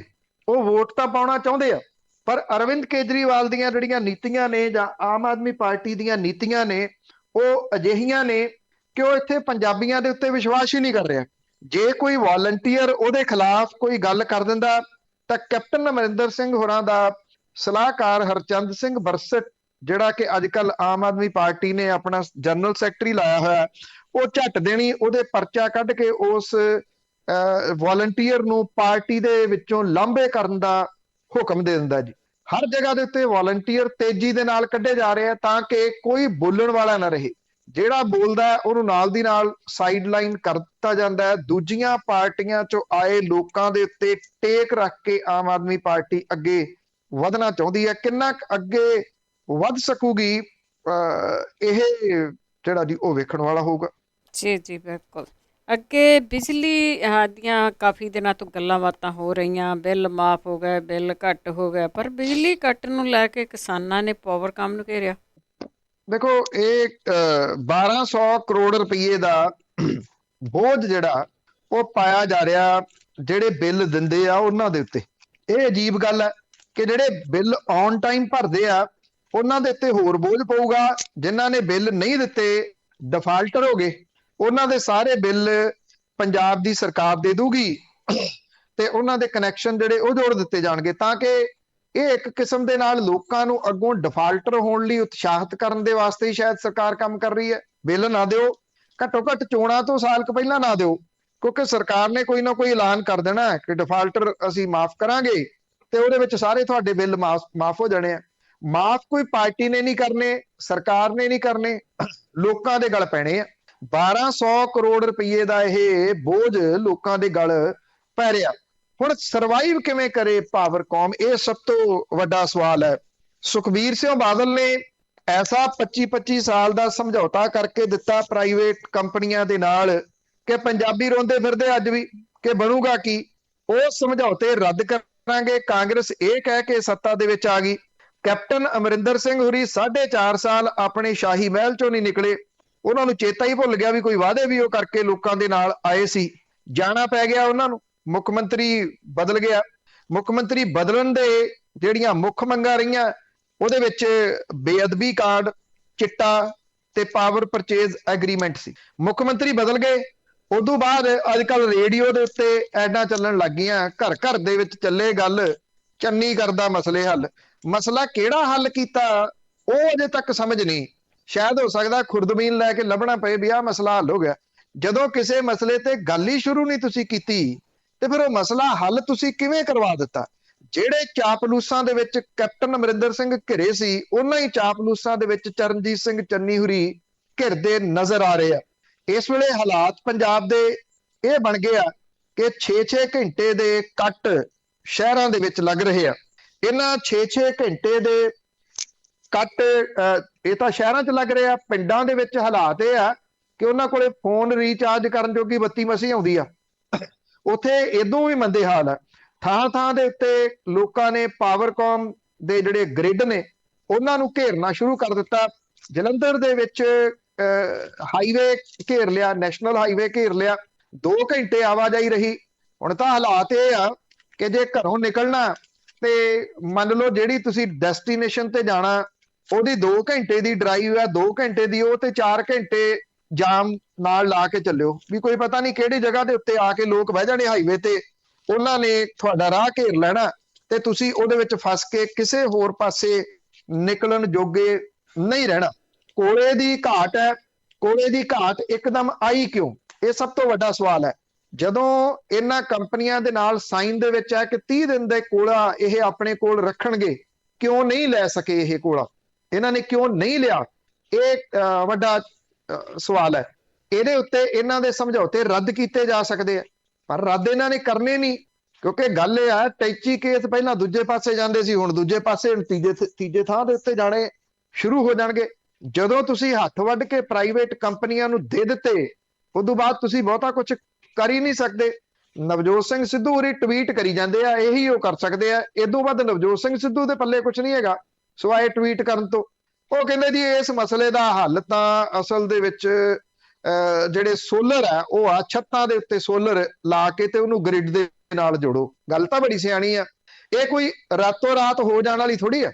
ਇੱਥੇ ਜਿਹੜੇ ਗ੍ਰਿਡ ਦੇ ਨਾਲ ਜੋੜਨ ਦੇ ਵਾਸਤੇ ਸੋਲਰ ਜੇਈ ਦੇ ਇਹ ਆਉਂਦਾ ਜੀ ਹਿੱਸੇ ਦੇ ਵਿੱਚ ਕਿ ਕਿੰਨਾ ਜਿਹੜਾ ਗ੍ਰਿਡ ਹੈ ਉਹਦੇ ਨਾਲ ਤੁਸੀਂ ਕਿਵੇਂ ਜੋੜੋਗੇ। ਕੁਝ ਲੋਕਾਂ ਨੂੰ ਇਹ ਲੱਗਦਾ ਕਿ ਸੋਲਰ ਕਿਵੇਂ ਲੱਗਦੇ ਆ। ਮੈਂ ਥੋੜਾ ਜਿਹਾ ਦੱਸਦਾ ਕਿ ਸੋਲਰ ਜਿਹੜਾ ਤੁਹਾਡੀ ਛੱਤ ਤੇ ਲੱਗਦਾ ਉਹਨੂੰ ਤੁਸੀਂ ਆਪਣੇ ਟਰਾਂਸਫਾਰਮਰ ਦੇ ਨਾਲ ਜੋੜਦੇ ਹੋ। ਮੀਟਰ ਤੁਹਾਡੇ ਬਾਹਰ ਲੱਗਦਾ। ਮੰਨ ਲਓ ਤੁਹਾਡੇ ਸੋਲਰ ਨੇ 100 ਯੂਨਿਟ ਬਿਜਲੀ ਜਨਰੇਟ ਕੀਤੀ, ਉਹ ਟਰਾਂਸਫਾਰਮਰ 'ਚ ਚਲੇਗੀ। ਜਦੋਂ ਤੁਹਾਡੇ ਘਰ ਦਾ ਬਿੱਲ ਆਇਆ, ਜੇ 200 ਯੂਨਿਟ ਦਾ ਬਿੱਲ ਆਇਆ, 100 ਯੂਨਿਟ ਤੁਹਾਡਾ ਉਹਦੇ ਵਿੱਚੋਂ ਮਾਈਨਸ ਹੋ ਕੇ 100 ਯੂਨਿਟ ਦਾ ਤੁਹਾਨੂੰ ਬਿੱਲ ਆਊਗਾ। ਜੇ ਸਿੱਧਾ ਤੁਸੀਂ ਜਿਹੜਾ ਉਹ ਸੋਲਰ ਪਲਾਂਟ ਲਾਉਣਾ, ਉਹ ਐਡਾ ਕਾਮਯਾਬ ਨਹੀਂ ਗਾ ਜਿਹੜਾ ਬੈਟਰੀਆਂ ਦੇ ਨਾਲ ਲੱਗਦਾ ਕਿ ਬੈਟਰੀ ਵੱਡੇ ਤੁਸੀਂ ਲਾ ਕੇ ਉਹਨੂੰ ਚਲਾ ਸਕੋ। ਇਹ ਉੱਥੇ ਲਾਉਣਾ ਪੈਂਦਾ। ਉਹ ਹੁਣ ਜਿਨ੍ਹਾਂ ਨੇ ਟਰਾਂਸਫਾਰਮਰ ਤੇ ਲਾਉਣਾ, ਜਾਂ ਤਾਂ ਇੱਥੇ ਪਟਿਆਲੇ 'ਚ ਚੱਲਦਾ ਵੀ ਮਹਿਲਾਂ ਤੋਂ ਫੋਨ ਕਰਾ ਦਿਓ। ਹੁਣ ਤਾਂ ਮਹਿਲ ਵੀ ਖਤਮ ਹੋ ਗਏ। ਮਹਿਲਾਂ ਦੇ ਵਿੱਚ ਤਾਂ ਭਾਂ ਹੁੰਦੀ ਆ, ਉੱਥੇ ਬੰਦਾ ਮੂਹਰੇ ਸੜਕ ਤੋਂ ਲੰਘਣ ਨੂੰ ਤਿਆਰ ਨਹੀਂ ਹੋਇਆ, ਇੱਧਰ ਨੂੰ ਨਿਗਾਹ ਮਾਰਨੀ ਪਊਗੀ। ਜਾਂ ਫਿਰ ਜੇਈ ਜਿਹੜਾ ਜੀ ਉਹ ਕਹਿੰਦਾ ਮੇਰੀ ਜੇਬ ਗਰਮ ਕਰੋ।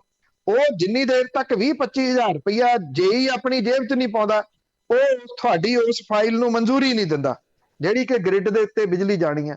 ਨਵਜੋਤ ਸਿੰਘ ਸਿੱਧੂ ਹੋਰਾਂ ਨੂੰ ਗਰਾਊਂਡ ਦੀਆਂ ਇਹਨਾਂ ਰਿਐਲਿਟੀ ਦੇ ਕਿੱਥੇ ਪਤਾ ਜੀ। ਉਹ ਤਾਂ ਅੱਖਾਂ ਮੀਚ ਕੇ ਮੌਨ ਧਾਰਨ ਕਰਨ ਵਾਲੇ ਲੋਕਾਂ ਦੇ ਵਿੱਚੋਂ ਨੇ। ਜਿਵੇਂ ਕਬੂਤਰ ਕਰ ਲੈਂਦਾ ਵੀ ਸਾਹਮਣੇ ਬਿੱਲੀ ਆ ਗਈ, ਅੱਖਾਂ ਮੀਚ ਲਓ, ਨਾ ਮੈਨੂੰ ਬਿੱਲੀ ਦਿਸਦੀ ਆ ਨਾ ਮੈਂ ਬਿੱਲੀ ਨੂੰ ਦੇਖ ਸਕਦਾ। ਬਿਲਕੁਲ ਇਸੇ ਤਰ੍ਹਾਂ ਕਰਕੇ ਬੈਠੇ। ਅੱਗੇ ਗੱਲ ਕਰਦੇ ਹਾਂ, ਹਰਿਆਣਾ ਦੇ ਇਲਨਾਬਾਦ ਦੇ ਵਿੱਚ ਜਿਮਨੀ ਚੋਣਾਂ ਹੋਣੀਆਂ ਸੀ। ਉੱਥੇ ਲੋਕਾਂ ਨੇ ਭਾਰਤੀ ਜਨਤਾ ਪਾਰਟੀ ਤੇ JJP ਦੇ ਆਗੂਆਂ ਦੀ ਬਾਈਕਾਟ ਵਾਲੀ ਸਥਿਤੀ ਬਣਾ ਦਿੱਤੀ ਹੋਈ ਹੈ। ਦੇਖੋ, ਇੱਥੇ ਇਲਨਾਬਾਦ ਦੇ ਵਿੱਚ ਇਹ ਜ਼ਿਮਨੀ ਚੋਣ ਹੋ ਰਹੀ ਆ। ਇੱਥੇ ਭਾਰਤੀ ਜਨਤਾ ਪਾਰਟੀ ਦੀ ਸਥਿਤੀ ਤਾਂ ਬੇਹੱਦ ਨਾਜ਼ੁਕ ਬਣੀ ਹੋਈ ਹੈ ਜੀ। ਅਸਲ 'ਚ ਜਿਹੜਾ ਇੱਕ ਟਰੱਕ ਆ ਰਿਹਾ ਸੀ ਭਾਰਤੀ ਜਨਤਾ ਪਾਰਟੀ ਦੇ ਝੰਡਿਆਂ ਦਾ, ਉਹ ਵੀ ਰੋਕ ਲਿਆ ਕਿਸਾਨਾਂ ਨੇ। ਸਾਰੇ ਝੰਡੇ ਉੱਥੇ ਇਕੱਠੇ ਕਰਾਤੇ ਤੇ ਡੰਡੇ ਉਹਨਾਂ ਦੇ ਹੱਥਾਂ 'ਚ ਫੜਾਤੇ ਵੀ ਆ ਲੈ ਜਾਓ। ਜਿਹੜੀ ਜਗ੍ਹਾ ਦੇ ਉੱਤੇ ਉਹ ਜਾਂਦੇ ਨੇ ਕਿਸਾਨ ਪਹਿਲਾਂ ਇਕੱਠੇ ਹੋ ਜਾਂਦੇ ਆ। ਖਾਸ ਤੌਰ ਦੇ ਉੱਤੇ ਇੱਥੇ ਗੋਬਿੰਦ ਕਾਂਡਾ ਜਿਹੜਾ ਭਾਰਤੀ ਜਨਤਾ ਪਾਰਟੀ ਤੇ JJP ਦਾ ਸਾਂਝਾ ਉਮੀਦਵਾਰ ਹੈ, ਕਿਸਾਨਾਂ ਨੇ ਪਿੰਡਾਂ ਦੇ ਬਾਹਰ ਸਾਈਨ ਲਾਤੇ ਆ ਕਿ ਵੀ ਜੇ ਇਹਨਾਂ ਪਿੰਡਾਂ ਦੇ ਵਿੱਚ ਭਾਰਤੀ ਜਨਤਾ ਪਾਰਟੀ ਦਾ ਜਾਂ JJP ਦਾ ਕੋਈ ਆਗੂ ਵੜਿਆ ਤਾਂ ਉਹ ਆਪਣਾ ਪੜ੍ਹਿਆ ਵਿਚਾਰ ਲੇ। ਇਲਨਾਬਾਦ ਵਿਧਾਨ ਸਭਾ ਹਲਕਾ ਇੱਥੇ ਜ਼ਿਮਨੀ ਚੋਣ ਹੋ ਰਹੀ ਹੈ ਕਿਉਂਕਿ ਅਸਤੀਫਾ ਦੇ ਦਿੱਤਾ ਸੀਗਾ ਕਿਸਾਨਾਂ ਦੇ ਹੱਕ ਦੇ ਵਿੱਚ। ਇੱਥੇ ਉਹ ਹੁਣ ਲੜ ਰਹੇ ਨੇ ਚੋਣ ਕਾਂਗਰਸ ਵੱਲੋਂ। 80 ਦੇ ਕਰੀਬ ਪਿੰਡ ਪੈਂਦੇ ਆ ਇਲਨਾਬਾਦ 'ਚ।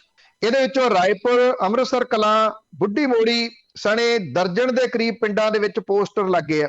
ਪੋਸਟਰਾਂ ਦੇ ਵਿੱਚ ਬੜਾ ਕਲੀਅਰ ਲਿਖਿਆ ਕਿ ਚੇਤਾਵਨੀ ਦਿੱਤੀ ਗਈ ਆ ਕਿ ਪਾਰਟੀਆਂ ਦੇ JJP ਤੇ ਭਾਰਤੀ ਜਨਤਾ ਪਾਰਟੀ ਦੇ ਨੇਤਾਵਾਂ ਦਾ ਇਸ ਪਿੰਡ 'ਚ ਆਉਣਾ ਮਨਾ। ਇਹ ਲਿਖਿਆ ਕਿ ਜੇ ਇਹਨਾਂ ਪਾਰਟੀਆਂ ਦਾ ਕੋਈ ਵੀ ਨੇਤਾ ਇਸ ਪਿੰਡ ਦੇ ਵਿੱਚ ਆਉਂਦਾ ਤਾਂ ਆਪਣੇ ਨੁਕਸਾਨ ਦਾ ਆਪ ਜ਼ਿੰਮੇਵਾਰ ਹੋਊਗਾ। ਇਹ ਪਿੰਡਾਂ ਦੇ ਬਾਹਰ ਵੱਡੇ ਵੱਡੇ ਸਾਈਨ ਲੱਗੇ ਆ। ਇਹ ਇੰਨੇ ਡਰੇ ਹੋਏ ਆ ਭਾਜਪਾ ਤੇ JJP ਵਾਲੇ, ਇਹ ਉੱਥੇ ਜਿਹੜੇ ਆਪਣੇ ਦਫ਼ਤਰਾਂ ਦੇ ਵਿੱਚ ਹੀ ਪ੍ਰਚਾਰ ਕਰੀ ਜਾਂਦੇ ਆ। ਦਫ਼ਤਰਾਂ ਦੇ ਵਿੱਚ 500 ਬੰਦਾ ਜਿਹੜਾ ਉਹ ਪੈਰਾਮਿਲਟਰੀ ਫੋਰਸਸ ਦਾ ਬੈਠਾ ਤੇ 5 ਵਰਕਰ ਅੰਦਰ ਮੀਟਿੰਗ ਕਰਦੇ ਹੁੰਦੇ ਆ। ਜਿਹੜੇ ਮੇਰੇ ਉੱਥੋਂ ਮਿੱਤਰ ਨੇ, ਹਾਈ ਕੋਰਟ ਦੇ ਵਕੀਲ ਨੇ, ਉਹ ਜਾਂਦਿਆਂ ਉਹਨਾਂ ਨੇ ਇਹ ਜਿਹੜੇ 500 ਦੇ ਕਰੀਬ ਬੈਠੇ ਸੀਗੇ ਪੈਰਾਮਿਲਟਰੀ ਫੋਰਸਸ ਵਾਲੇ, ਉਹਨਾਂ ਨੂੰ ਇਹ ਕਹਿੰਦੇ ਕਿ ਤੁਸੀਂ ਵਰਦੀਆਂ 'ਚ ਬੈਠੇ ਹੋ, ਇਹ ਬਿਨਾਂ ਵਰਦੀ ਤੋਂ ਬਹਿ ਜਾਂਦੇ ਤੇ ਚਲੋ ਭਾਜਪਾ ਦੇ ਦਫ਼ਤਰ ਦੇ ਵਿੱਚ ਥੋੜੀ ਰੌਣਕ ਲੱਗ ਜਾਂਦੀ। ਤੇ ਅੱਗੋਂ ਜਿਹੜਾ ਪੈਰਾਮਿਲਟਰੀ ਫੋਰਸਸ ਦਾ ਇੰਚਾਰਜ ਸੀਗਾ ਉਹ ਕਹਿੰਦਾ ਬਚੇ ਹੀ ਤਾਂ ਆ ਵਰਦੀਆਂ 'ਚ, ਜੇ ਅਸੀਂ ਸਿਵਲ ਕੱਪੜਿਆਂ ਦੇ ਵਿੱਚ ਆ ਗਏ ਲੋਕਾਂ ਨੇ ਸਾਡੇ ਵੱਟੇ ਮਾਰਨੇ ਆ। ਤੇ ਇਹ ਹਾਲਾਤ ਉੱਥੇ ਇਲਨਾਬਾਦ ਦੀ ਜ਼ਿਮਨੀ ਚੋਣ ਦੇ ਵਿੱਚ ਬਣੇ ਹੋਏ ਆ। ਭਾਰਤੀ ਕਿਸਾਨ ਯੂਨੀਅਨ ਲਗਾਤਾਰ ਇਸ ਏਰੀਏ ਦੇ ਵਿੱਚ ਸਰਗਰਮ ਹੈ ਔਰ ਉਹਨੇ ਇਹ ਕੀਤਾ ਹੋਇਆ ਕਿ ਇੱਥੇ ਭਾਜਪਾ ਤੇ ਜਜਪਾ ਨੂੰ ਕਿਸੇ ਨੂੰ ਆਉਣ ਨਹੀਂ ਦੇਣਾ। ਇਹਨਾਂ ਭਾਜਪਾ ਜਜਪਾ ਦਾ ਜਿਹੜਾ ਉਮੀਦਵਾਰ ਆ ਗੋਬਿੰਦ ਕਾਂਡਾ, ਜੇ ਮੌਜੂਦਾ ਹਾਲਾਤਾਂ ਦੇ ਮੁਤਾਬਕ ਦੱਸੀਏ ਤਾਂ ਉਹਦੀ ਜ਼ਮਾਨਤ ਉੱਥੋਂ ਬਚ ਸਕਣੀ ਬਹੁਤ ਔਖੀ ਹੈ ਜੀ। ਅੱਗੇ ਸੁਖਬੀਰ ਬਾਦਲ ਰੈਲੀਆਂ ਕਰ ਰਿਹਾ ਆ ਤੇ ਪਰ ਕਿਸਾਨ ਆਗੂਆਂ ਦਾ ਕਹਿਣਾ ਕਿ BJP ਦੀ ਸ਼ਹਿ ਤੇ ਕਰ ਰਿਹਾ ਹੈ।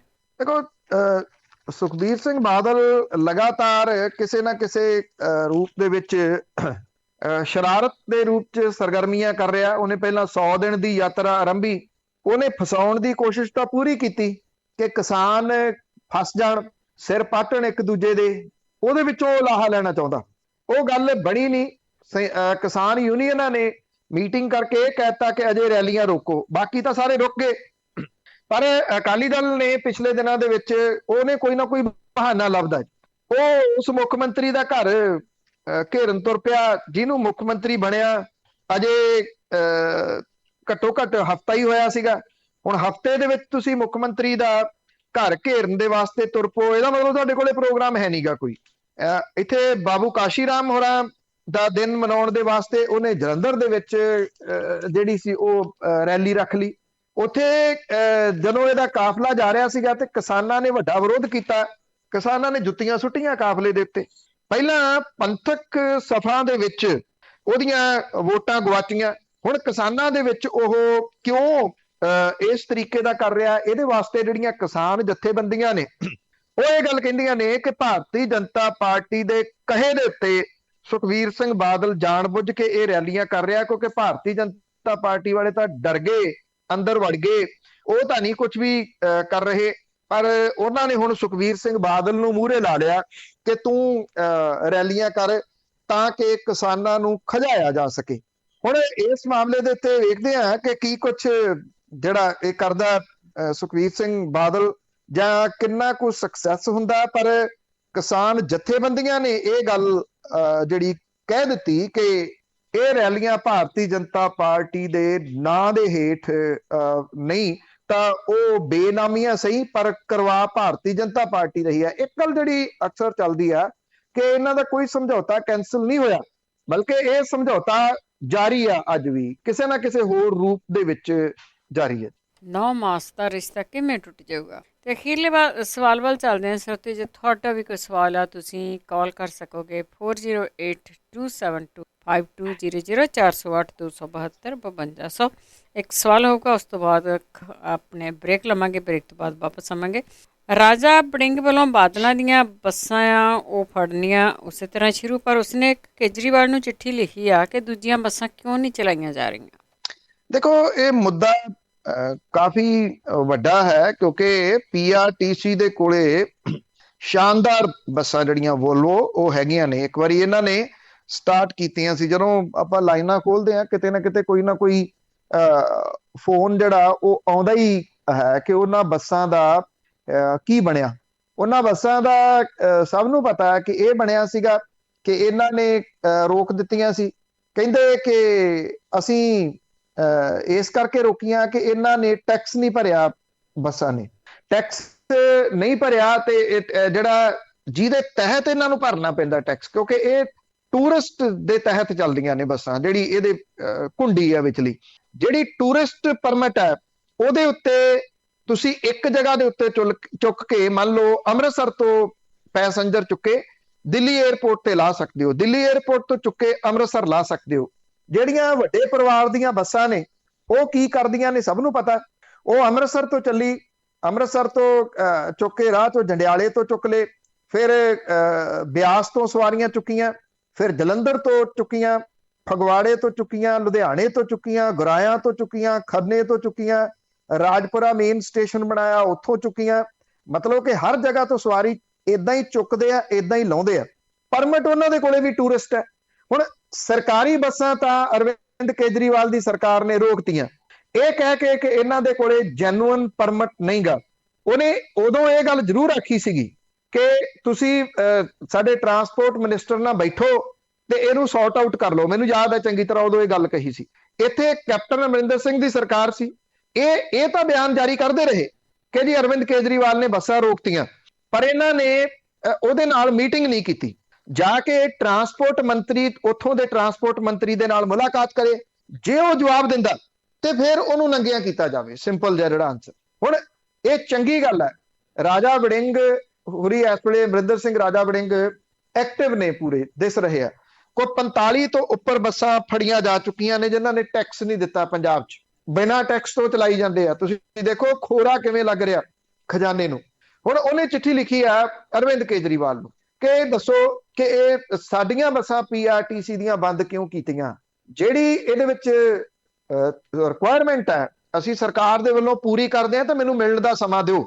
ਉਮੀਦ ਕੀਤੀ ਜਾਣੀ ਚਾਹੀਦੀ ਹੈ ਕਿ ਰਾਜਾ ਵੜਿੰਗ ਨੂੰ ਮੀਟਿੰਗ ਦਾ ਸਮਾਂ ਮਿਲੂਗਾ। ਅੱਜ ਜਦੋਂ ਅਰਵਿੰਦ ਕੇਜਰੀਵਾਲ ਆਉਣੇ ਇੱਥੇ ਪੰਜਾਬ ਦੇ ਵਿੱਚ, ਇਹ ਸਵਾਲ ਕੀਤਾ ਜਾਊਗਾ ਉਹਨਾਂ ਨੂੰ ਤੇ ਉਹ ਇਹਦਾ ਜਵਾਬ ਦੇਣਗੇ ਕਿ ਪੀਆਰਟੀਸੀ ਦੀਆਂ ਬੱਸਾਂ ਬੰਦ ਕਿਉਂ ਤੇ ਪ੍ਰਾਈਵੇਟ ਘਰਾਂ ਦੀਆਂ ਬੱਸਾਂ ਚੱਲੀ ਕਿਉਂ ਜਾਂਦੀਆਂ ਨੇ। ਜੇ ਉਹ ਪ੍ਰੋਪਰ ਜਵਾਬ ਨਾ ਦੇ ਸਕੇ ਤੇ ਇਹਦਾ ਮਤਲਬ ਇਹ ਆ ਕਿ ਉਹ ਵੀ ਚਾਹੁੰਦੇ ਨੇ ਕਿ ਪ੍ਰਾਈਵੇਟ ਘਰਾਂ ਦੀਆਂ ਬੱਸਾਂ ਚੱਲੀਆਂ ਜਾਣ। ਪੀਆਰਟੀਸੀ ਦੀਆਂ ਬੱਸਾਂ ਚੱਲਣੀਆਂ ਚਾਹੀਦੀਆਂ ਦਿੱਲੀ ਵਾਲੇ ਏਅਰਪੋਰਟ ਤੋਂ, ਕਿਉਂਕਿ ਉਹ ਰੀਜ਼ਨੇਬਲ ਨੇ, ਬੱਸਾਂ ਬਰਾਬਰ ਦੀਆਂ ਨੇ ਜਿਹੋ ਜੀਆਂ ਉਹ ਪ੍ਰਾਈਵੇਟ ਬੱਸਾਂ ਦੀਆਂ, ਘਰਾਣੇ ਦੀਆਂ ਬੱਸਾਂ ਨੇ, ਉਹੋ ਜੀਆਂ ਬੱਸਾਂ ਇਹ ਨੇ। ਇਹ ਚੱਲਣੀਆਂ ਚਾਹੀਦੀਆਂ ਨੇ। ਅੱਧੀ ਤੋਂ ਵੀ ਘੱਟ ਕੀਮਤ ਹੈ ਇਹਨਾਂ ਦੀ ਟਿਕਟ ਦੀ, ਤੇ ਇਸ ਕਰਕੇ ਇਹਨਾਂ ਨੂੰ ਉੱਥੇ ਏਅਰਪੋਰਟ ਦੇ ਉੱਤੇ ਵਿਸ਼ੇਸ਼ ਜਗ੍ਹਾ ਮਿਲਣੀ ਚਾਹੀਦੀ ਆ। ਅੰਦਰ ਇਹਨਾਂ ਦੇ ਬੁਕਿੰਗ ਜਿਹੜੀ ਖਿੜਕੀ ਆ ਉਹ ਜ਼ਰੂਰ ਹੋਣੀ ਚਾਹੀਦੀ ਆ। ਬਾਕੀ ਸਾਰੀਆਂ ਗੱਲਾਂ ਆਪਣੀ ਜਗ੍ਹਾ ਦੇ ਉੱਤੇ, ਘੱਟੋ ਘੱਟ ਅਮਰਿੰਦਰ ਸਿੰਘ ਰਾਜਾ ਵੜਿੰਗ ਦੀ ਇਹ ਗੱਲ ਦੇ ਉੱਤੇ ਸਾਨੂੰ ਉਹਨਾਂ ਦਾ ਸਾਥ ਜ਼ਰੂਰ ਜਿਹੜਾ ਉਹ ਦੇਣਾ ਚਾਹੀਦਾ, ਕਿਉਂਕਿ ਵੱਡੀ ਗਿਣਤੀ ਦੇ ਵਿੱਚ ਹੁਣ ਫਲਾਈਟ ਸ਼ੁਰੂ ਹੋ ਰਹੀਆਂ ਨੇ, ਲੋਕਾਂ ਨੇ ਆਉਣਾ ਜਾਣਾ, ਤੇ ਕਿਉਂ ਉਹ ਇੱਕ ਘਰਾਣੇ ਦੀਆਂ ਬੱਸਾਂ ਦੇ ਉੱਤੇ ਮਹਿੰਗੀਆਂ ਟਿਕਟਾਂ ਦੇ ਕੇ ਚੜ੍ਹਨ। ਜੀ ਬਿਲਕੁਲ। ਤੇ ਸਰੋਤਿਆਂ ਨੇ ਇੱਕ ਬ੍ਰੇਕ ਲੈ ਕੇ ਬ੍ਰੇਕ ਤੋਂ ਬਾਅਦ ਤੁਸੀਂ ਕਾਲ ਕਰ ਸਕੋਗੇ 4082725200 408 272 ਤੇ ਕਾਲ ਕਰਕੇ ਆਪਣਾ ਜੇ ਕੋਈ ਵੀ ਸਵਾਲ ਹੈ ਤੇ ਪੁੱਛ ਸਕਦੇ ਆ ਇੱਕ ਬ੍ਰੇਕ ਤੋਂ ਬਾਅਦ। ਤੁਸੀਂ ਸੁਣ ਰਹੇ ਹੋ Punjabi radio USA KCVR 1570 AM Stockton Modesto KOBO ਹਾਂਜੀ। ਹਰ ਚੜ੍ਹਦੀ ਸਵੇਰ ਤੋਂ ਢਲਦੀ ਰਾਤ ਤਾਈਂ ਸਾਲ ਦੇ 365 ਤੇ ਹਫ਼ਤੇ ਦੇ 7 ਦਿਨ ਸੁਣਦੇ ਰਹੋ ਆਪਣਾ ਮਾਨਯੋਗ ਤੇ ਮਨ ਭਾਉਂਦਾ ਰੇਡੀਓ ਪੰਜਾਬੀ ਰੇਡੀਓ USA।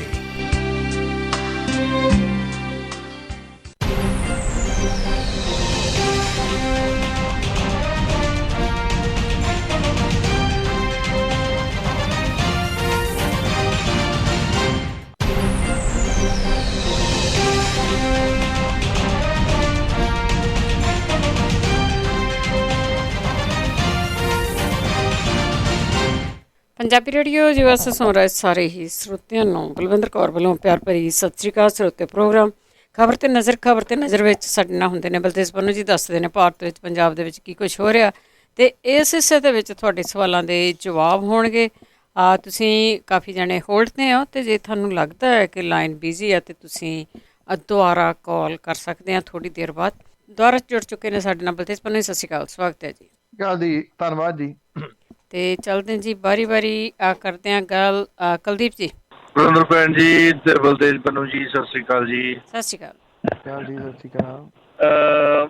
ਮੇਰਾ ਕੁਐਸਚਨ ਹੈ ਜੀ, ਆਪਣੇ ਜਿਹੜੇ ਸਾਡੇ 10-10 ਸਾਲ ਦੇ ਵੀਜ਼ੇ ਲੱਗੇ ਹੋਏ ਆ ਅਮਰੀਕਨ ਪਾਸਪੋਰਟਾਂ ਉੱਤੇ, ਉਹ ਇਹਨਾਂ ਨੇ ਟੈਂਪਰੇਰੀ ਸਸਪੈਂਡ ਕੀਤੇ ਹੋਏ ਸੀ, ਕੋਈ ਇਨਫੋਰਮੇਸ਼ਨ ਹੈ ਕਦੋਂ ਖੋਲ ਰਹੇ ਆ? ਤੇ ਸੁਣ ਲਿਆ ਜੇ ਭੈਣ ਜੀ। Thank you. ਦੇਖੋ, ਆਫੀਸ਼ੀਅਲੀ ਤੌਰ ਦੇ ਉੱਤੇ ਅਨਾਉਂਸਮੈਂਟ ਅਜੇ ਨਹੀਂ ਹੋਈ, ਪਰ ਇਹ ਕਿਹਾ ਗਿਆ ਕਿ ਸ਼ਾਇਦ ਇਸੇ 15 ਤੋਂ ਇਹ ਖੁੱਲ ਸਕਦੇ ਆ। ਜਦੋਂ ਆਫੀਸ਼ੀਅਲੀ ਤੌਰ ਦੇ ਉੱਤੇ ਅਨਾਉਂਸਮੈਂਟ ਇੱਥੋਂ ਭਾਰਤ ਦੀ ਸਰਕਾਰ ਦੇ ਵੱਲੋਂ ਆਪਣੇ ਮਿਨਿਸਟਰੀ ਦੇ ਵੱਲੋਂ ਆਈ, ਮੈਂ ਉਹ ਜ਼ਰੂਰ ਸਾਂਝੀ ਕਰੂੰਗਾ ਜੀ ਤੁਹਾਡੇ ਨਾਲ। ਮੈਂ ਚਾਹੇ ਭੈਣ ਜੀ ਹੋਰਾਂ ਨੂੰ ਭੇਜਾਂ, ਉਹ ਜਿਹੜੀ ਵੀ ਕੋਈ ਉਹਨਾਂ ਦੀ ਪ੍ਰੈਸ ਰਿਲੀਜ਼ ਆਉਂਦੀ ਹੈ ਆਫੀਸ਼ੀਅਲੀ ਆ ਜਾਣ ਦਿਓ। ਉਮੀਦ ਹੈ ਇਸ ਗੱਲ ਦੀ ਕਿ ਇਹ ਖੁੱਲ ਜਾਣਗੇ ਅਗਲੇ ਕੁਝ ਕੁ ਦਿਨਾਂ ਦੇ ਵਿੱਚ, ਕਿਉਂਕਿ 에ਅਰ ਕੈਨੇਡਾ ਨੇ ਆਪਣੀਆਂ ਜਿਹੜੀਆਂ ਫਲਾਈਟਸ ਨੇ, ਪਹਿਲਾਂ ਇੱਕ ਸੀ ਉਹ ਹੁਣ 4 ਕਰ ਦਿੱਤੀਆਂ ਨੇ। ਮੀਨਸ ਕਿ ਖੁੱਲ ਰਿਹਾ ਸਾਰਾ ਕੁਝ ਤੇਜ਼ੀ ਦੇ ਨਾਲ ਤੇ ਵੀਜ਼ੇ ਵੀ ਜਲਦੀ ਖੁੱਲ ਜਾਣਗੇ। ਜੀ ਅਗਲੇ ਕਾਲਰ ਨੇ ਸਾਡੇ ਸਤਨਾਮ ਸਿੰਘ। ਭੈਣ ਜੀ ਸਤਿ ਸ਼੍ਰੀ ਅਕਾਲ ਜੀ। ਪੰਨੂ ਭਾਈ ਸਤਿ ਸ਼੍ਰੀ ਅਕਾਲ ਜੀ। ਸਤਿ ਸ਼੍ਰੀ ਅਕਾਲ ਜੀ। ਸਤਿ ਸ਼੍ਰੀ ਅਕਾਲ ਜੀ। ਹਾਂਜੀ ਭਾਜੀ, ਮੇਰੇ 2 ਸਵਾਲ ਹੈ। ਇੱਕ ਤਾਂ ਜਿਹੜਾ ਆਪਣੇ ਬਿਜਲੀ ਦਾ ਸੰਕਟ ਪਹਿਲਾਂ ਚਲੋ ਪੰਜਾਬ 'ਚ ਕਹਿੰਦੇ ਸੀ ਤੇ ਉਹ ਤਾਂ ਸਰਕਾਰ ਨੂੰ ਜ਼ਿੰਮੇਵਾਰ ਹੈ, ਜਿਹੜਾ ਹੁਣ ਕਹਿੰਦੇ ਪੂਰੇ ਦੇਸ਼ ਦੇ ਬਿਜਲੀ ਦਾ ਸੰਕਟ ਹੈ, ਪੂਰੇ ਦੇਸ਼ ਦਾ ਕੌਣ ਜ਼ਿੰਮੇਵਾਰ ਆ ਉਹਦਾ? ਤੇ ਦੂਜਾ ਮੇਰਾ ਸਵਾਲ ਹੈ, ਜਿਹੜਾ ਧਾਰਾ 370 ਜੰਮੂ ਕਸ਼ਮੀਰ ਲਾਈ ਸੀ, ਉਹਦੇ ਵਿੱਚ ਚਲੋ ਜਨਤਾ ਨੂੰ ਉਹਦਾ ਕੀ ਫਾਇਦਾ ਹੋਇਆ ਜਾਂ ਨੁਕਸਾਨ ਹੋਇਆ, ਇਹ ਪਲੀਜ਼ ਦੱਸਿਓ ਮੈਨੂੰ। ਦੇਖੋ, ਹੱਕ ਖੋਹੇ ਗਏ ਆ, ਨੁਕਸਾਨ ਤਾਂ ਇਹੀ ਹੋਇਆ। ਫਾਇਦਾ ਉਹਦਾ ਕੀ ਹੋਣਾ, ਜਾਂ ਉਹ ਤਾਂ ਉਹ ਸਰਕਾਰਾਂ ਨੇ ਆਪਣੇ ਫਾਇਦੇ ਗਿਣਾਉਣੇ ਹੁੰਦੇ ਆ। ਉਹ ਫਾਇਦਾ ਹੋਇਆ ਤਾਂ ਉਹਦਾ ਕੱਖ ਵੀ ਨਹੀਂ ਗਾ ਜੀ। ਉਹਨਾਂ ਨੇ ਇੱਕ ਤਬਕੇ ਨੂੰ ਖੁਸ਼ ਕਰਨਾ ਸੀਗਾ ਤੇ ਸ਼ਾਇਦ ਕਿਤੇ ਨਾ ਕਿਤੇ ਉਸ ਤਬਕੇ ਨੂੰ ਉਹਨਾਂ ਨੇ ਖੁਸ਼ ਕਰ ਲਿਆ। ਇਸ ਤੋਂ ਵੱਧ ਤਾਂ ਹੋਰ ਕੁਛ ਨਹੀਂ ਉਹਦਾ ਜਿਹੜਾ ਜ਼ਿਆਦਾ ਫਾਇਦਾ ਹੋਇਆ। ਉਹੋ ਜਿਹਾ ਸਭ ਕੁਛ ਉਸੇ ਹੀ ਤਰੀਕੇ ਦੇ ਨਾਲ ਜਾਰੀ ਆ। ਹੁਣ ਸਵਾਲ ਵੱਡਾ ਇਹ ਆ ਕਿ ਇੰਨੇ ਮਹੀਨੇ ਲੋਕ ਜਿਹੜੇ ਤੁਸੀਂ ਟੰਗ ਰੱਖੇ, ਉਹ ਕਾਹਦੇ ਲਈ ਫਿਰ ਟੰਗੇ ਸੀਗੇ ਜੀ? ਉਹਦਾ ਕਾਰਨ ਕੀ ਸੀਗਾ? ਹਰ ਗੱਲ ਦੇ ਉੱਤੇ ਟਵੀਟ ਤੁਹਾਡਾ ਆ ਜਾਂਦਾ, ਇਹਨਾਂ ਗੱਲਾਂ ਦੇ ਉੱਤੇ ਤਾਂ ਕੋਈ ਟਵੀਟ ਨਹੀਂ ਆਇਆ। ਨਾ ਤਾਂ ਜਿਹੜੇ ਉੱਥੇ ਲਖੀਮਪੁਰ ਖੀਰੀ ਦੇ ਵਿੱਚ ਮਾਰੇ ਗਏ ਉਹਨਾਂ ਦੇ ਵਾਸਤੇ ਆਇਆ। ਅਜੇ ਤੱਕ ਇਹਨਾਂ ਫੌਜੀ ਸ਼ਹੀਦਾਂ ਦੇ ਵਾਸਤੇ ਵੀ ਕੁਛ ਨਹੀਂ ਜਿਹੜਾ ਆਖਿਆ ਗਿਆ ਜੀ, ਕੁਛ ਨਹੀਂ ਦੱਸਿਆ ਗਿਆ। ਹਾਂਜੀ, ਦੂਜਾ ਸੀ ਇਹਨਾਂ ਦਾ ਬਿਜਲੀ ਵਾਲਾ। ਬਿਜਲੀ ਸੰਕਟ ਜਿਹੜਾ ਜੀ, ਇਹ ਕੋਲੇ ਦੀ ਵਜ੍ਹਾ ਕਰਕੇ ਹੋਇਆ ਜ਼ਿਆਦਾ। ਔਰ ਕਿਉਂਕਿ ਜਿਹੜੀਆਂ ਕੁਛ ਖਾਣਾਂ ਨੇ ਉਹ ਸੌਂਪ ਦਿੱਤੀਆਂ ਗਈਆਂ। ਮੈਂ ਕੱਲ ਦਾ ਟਵੀਟ ਪੜ੍ਹ ਰਿਹਾ ਸੀ ਪ੍ਰਧਾਨ ਮੰਤਰੀ ਹੋਰਾਂ ਦਾ, ਕਹਿੰਦੇ ਜਿੱਥੇ ਸਰਕਾਰ ਦਾ ਕੰਮ ਹੀ ਕੋਈ ਨਹੀਂ, ਉਹ ਅਸੀਂ ਚੀਜ਼ਾਂ ਪ੍ਰਾਈਵੇਟਾਈਜ਼ ਕਰ ਰਹੇ ਹਾਂ। ਤੇ ਸਵਾਲ ਇਹ ਆ ਕਿ ਜਿਹੜੀਆਂ ਗੱਦੀਆਂ ਤੇ ਤੁਸੀਂ ਬੈਠੇ ਹੋ, ਲੋੜ ਤਾਂ ਇੱਥੇ ਵੀ ਹੈ ਨਹੀਂ। ਇਹ ਕਿਸੇ ਅਬਾਨੀ ਅਡਾਨੀ ਨੂੰ ਦੇ ਦਿਓ ਤਾਂ ਕਿ ਉਹ ਆ ਕੇ ਉਹਨਾਂ ਗੱਦੀਆਂ ਦੇ ਉੱਤੇ ਬੈਠ ਜਾਣ। ਇੱਕ ਪਾਸਿਓਂ ਮੁੱਢੋਂ ਸੁੱਢੋਂ ਮੁਲਕ ਪ੍ਰਾਈਵੇਟ ਹੋ ਜੇ, ਫਿਰ ਇਹਦਾ ਨਾਮ ਮੁਲਕ ਦਾ ਉਹ ਜੋ ਰੱਖਣਾ ਚਾਹਣ ਉਹ ਰੱਖ ਲੈਣ। ਇਹ ਖਾਣਾ ਨੇ ਕੋਲੇ ਦੀਆਂ, ਜਿਹੜੀਆਂ ਕੁਝ ਖਾਣਾ ਦੇ ਉੱਤੇ ਰਿਲਾਇੰਸ ਨੂੰ ਦਿੱਤੀਆਂ ਗਈਆਂ ਨੇ। ਇਹ ਤੁਸੀਂ ਦੇਖਣਾ, ਇਹ ਮਹਿਜ਼ ਕੋਲੇ ਦਾ ਰੇਟ ਵਧਾਉਣ ਦੇ ਵਾਸਤੇ ਕੀਤਾ ਜਾ ਰਿਹਾ। ਦੂਜਾ, ਜਿਹੜੀ ਬਿਜਲੀ ਆ ਉਹਨੂੰ ਕੇਂਦਰੀ ਹੱਥਾਂ ਦੇ ਵਿੱਚ ਲੈਣ ਦੇ ਵਾਸਤੇ ਕੀਤਾ ਜਾ ਰਿਹਾ। ਸਵਾਲ ਇਹ ਆ, ਇਹ ਓਵਰਨਾਈਟ ਨਹੀਂ ਹੋ ਗਿਆ, ਇਹ ਪਤਾ ਸੀਗਾ ਪਹਿਲਾਂ ਹੋਣਾ। ਸਰਕਾਰਾਂ ਨੇ ਕੀ ਕੀਤਾ ਹੈ ਇਹਦੇ ਵਾਸਤੇ ਜੀ? 4.5 ਸਾਲ ਮੂੰਹ ਵੱਲ ਵੇਖਦੇ ਰਹੇ ਕੈਪਟਨ ਅਮਰਿੰਦਰ ਸਿੰਘ। ਇਹ ਜਿਹੜੇ ਪਾਵਰ ਪਰਚੇਜ਼ ਐਗਰੀਮੈਂਟ ਸੀ, ਉਹ ਤਾਂ ਹੈ ਹੀ ਭਾਜਪਾ ਦੇ ਮੁੱਖ ਮੰਤਰੀ ਸੀ, ਸਿੱਧੇ ਜੇ ਪੁੱਛਣਾ ਹੋਵੇ ਤਾਂ। ਚਲੋ ਉਹ ਬਦਲ ਗਏ, ਹੁਣ ਕੀ ਕੀਤਾ ਇਹਦੇ ਬਾਰੇ ਜੀ? ਹੁਣ ਕੁਝ ਕੀਤਾ ਗਿਆ? ਐਡ ਚਲਾਈ ਗਈ ਆ, ਹੋਰਡਿੰਗਸ ਲਾਏ ਗਏ ਆ, ਵੱਡੇ ਵੱਡੇ ਐਡ ਚੱਲ ਰਹੀ ਆ, ਰੇਡੀਓ ਦੇ ਉੱਤੇ ਐਡ ਚੱਲ ਰਹੀ ਆ, ਘਰ ਘਰ ਦੇ ਵਿੱਚ ਚੱਲੀ ਗੱਲ, ਚੰਨੀ ਕਰਦਾ ਮਸਲੇ ਹੱਲ। ਸਮਝ ਨਹੀਂ ਆਉਂਦੀ ਮਸਲਾ ਕਿਹੜਾ ਹੱਲ ਕਰ ਦਿੱਤਾ ਜਿਹਦੇ ਨਾਲ ਘਰ ਘਰ ਦੇ ਵਿੱਚ ਗੱਲ ਚੱਲਣ ਲੱਗੀ। ਕੌਣ ਕਰਦਾ ਗੱਲ ਕਿ ਜਿਹੜੇ ਮਸਲੇ ਹੱਲ ਹੋ ਗਏ ਨੇ? ਉਹ ਤਾਂ ਉਸੇ ਤਰੀਕੇ ਦੇ ਨਾਲ ਬੇਰੁਜ਼ਗਾਰ ਬੈਠੇ ਨੇ।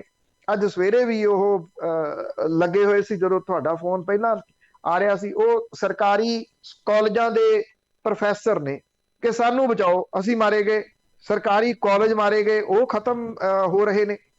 ਇਹ ਕਿਹਾ ਜਾ ਰਿਹਾ ਕਿ ਤੁਸੀਂ ਹੜਤਾਲਾਂ ਛੱਡ ਦਿਓ ਤੇ ਆਪਾਂ ਕੋਈ ਨਹੀਂ ਗੱਲ ਕਰਾਂਗੇ। ਇਦਾਂ ਉਹ ਵੀ ਹੜਤਾਲਾਂ ਵਿਚਾਰੇ ਕਿਵੇਂ ਕਰ ਦੇਣ? ਉਹਨਾਂ ਦੀ ਰੋਜ਼ੀ ਰੋਟੀ ਦਾ ਮਸਲਾ ਹੈ। ਉਹਨਾਂ ਨੇ ਡਿਗਰੀਆਂ ਲੈ ਕੇ ਇਹ ਨੌਕਰੀਆਂ ਹਾਸਲ ਕੀਤੀਆਂ ਨੇ, ਕਿਸੇ ਨੇ ਉਹਨਾਂ ਨੂੰ ਥਾਲੀ 'ਚ ਪਰੋਸ ਕੇ ਐਵੇਂ ਨਹੀਂ ਦੇ ਦਿੱਤੀਆਂ। ਇੱਥੇ ਹੁਣ ਗੱਲ ਕਰੀਏ ਕਿ ਕਿੱਥੋਂ ਕਿਹੜੇ ਤਰੀਕੇ ਨਾਲ ਗੱਲ ਕਰੀਏ ਕਿ ਕਿੱਥੋਂ ਪੰਜਾਬ ਜਿਹੜਾ ਉਹ ਮਾਰਿਆ ਜਾ ਰਿਹਾ। ਪੁਲਿਸ ਦੇ ਵਿੱਚ ਭਰਤੀਆਂ ਨੇ, ਪਹਿਲਾਂ ਫਿਜ਼ੀਕਲ ਟੈਸਟ ਹੁੰਦਾ ਸੀਗਾ, ਫਿਰ ਰਿਟਨ ਹੁੰਦਾ ਸੀ, ਹੁਣ ਉਲਟ ਕਰਤਾ ਜੀ। ਰਿਟਨ ਟੈਸਟ ਪਹਿਲਾਂ ਕਰਤਾ, ਫਿਜ਼ੀਕਲ ਬਾਅਦ, ਤਾਂ ਕਿ ਪੰਜਾਬੀ ਕੱਢ ਦਿਓ। ਪੰਜਾਬੀਆਂ ਨੂੰ ਕੱਢਿਆ ਜਾ ਰਿਹਾ ਹਰੇਕ ਨੌਕਰੀ ਦੇ ਉੱਤੋਂ, ਹਰ ਨੌਕਰੀ ਤੋਂ। ਇੱਥੇ ਰਹਿਣੇ ਨਹੀਂ ਚਾਹੀਦੇ ਇਸ ਤਰੀਕੇ ਦੇ ਨਾਲ। ਇੱਥੇ ਬੋਲਦਾ ਕੋਈ ਨਹੀਂ ਗਾ। ਸਵਾਲ ਇਹ ਆ ਕਿ ਜੇ ਬੋਲਦੇ ਆ ਤੇ ਫਿਰ ਤੁਹਾਨੂੰ ਪਤਾ ਹੀ ਹੈ ਜੀ ਕਿਹੋ ਜਿਹੇ ਹਾਲਾਤਾਂ ਦੇ ਵਿੱਚੋਂ ਲੰਘਣਾ ਪੈਂਦਾ, ਲੰਘਣਾ ਪੈ ਰਿਹਾ, ਲੰਘਣਾ ਪੈ ਸਕਦਾ ਹੈ।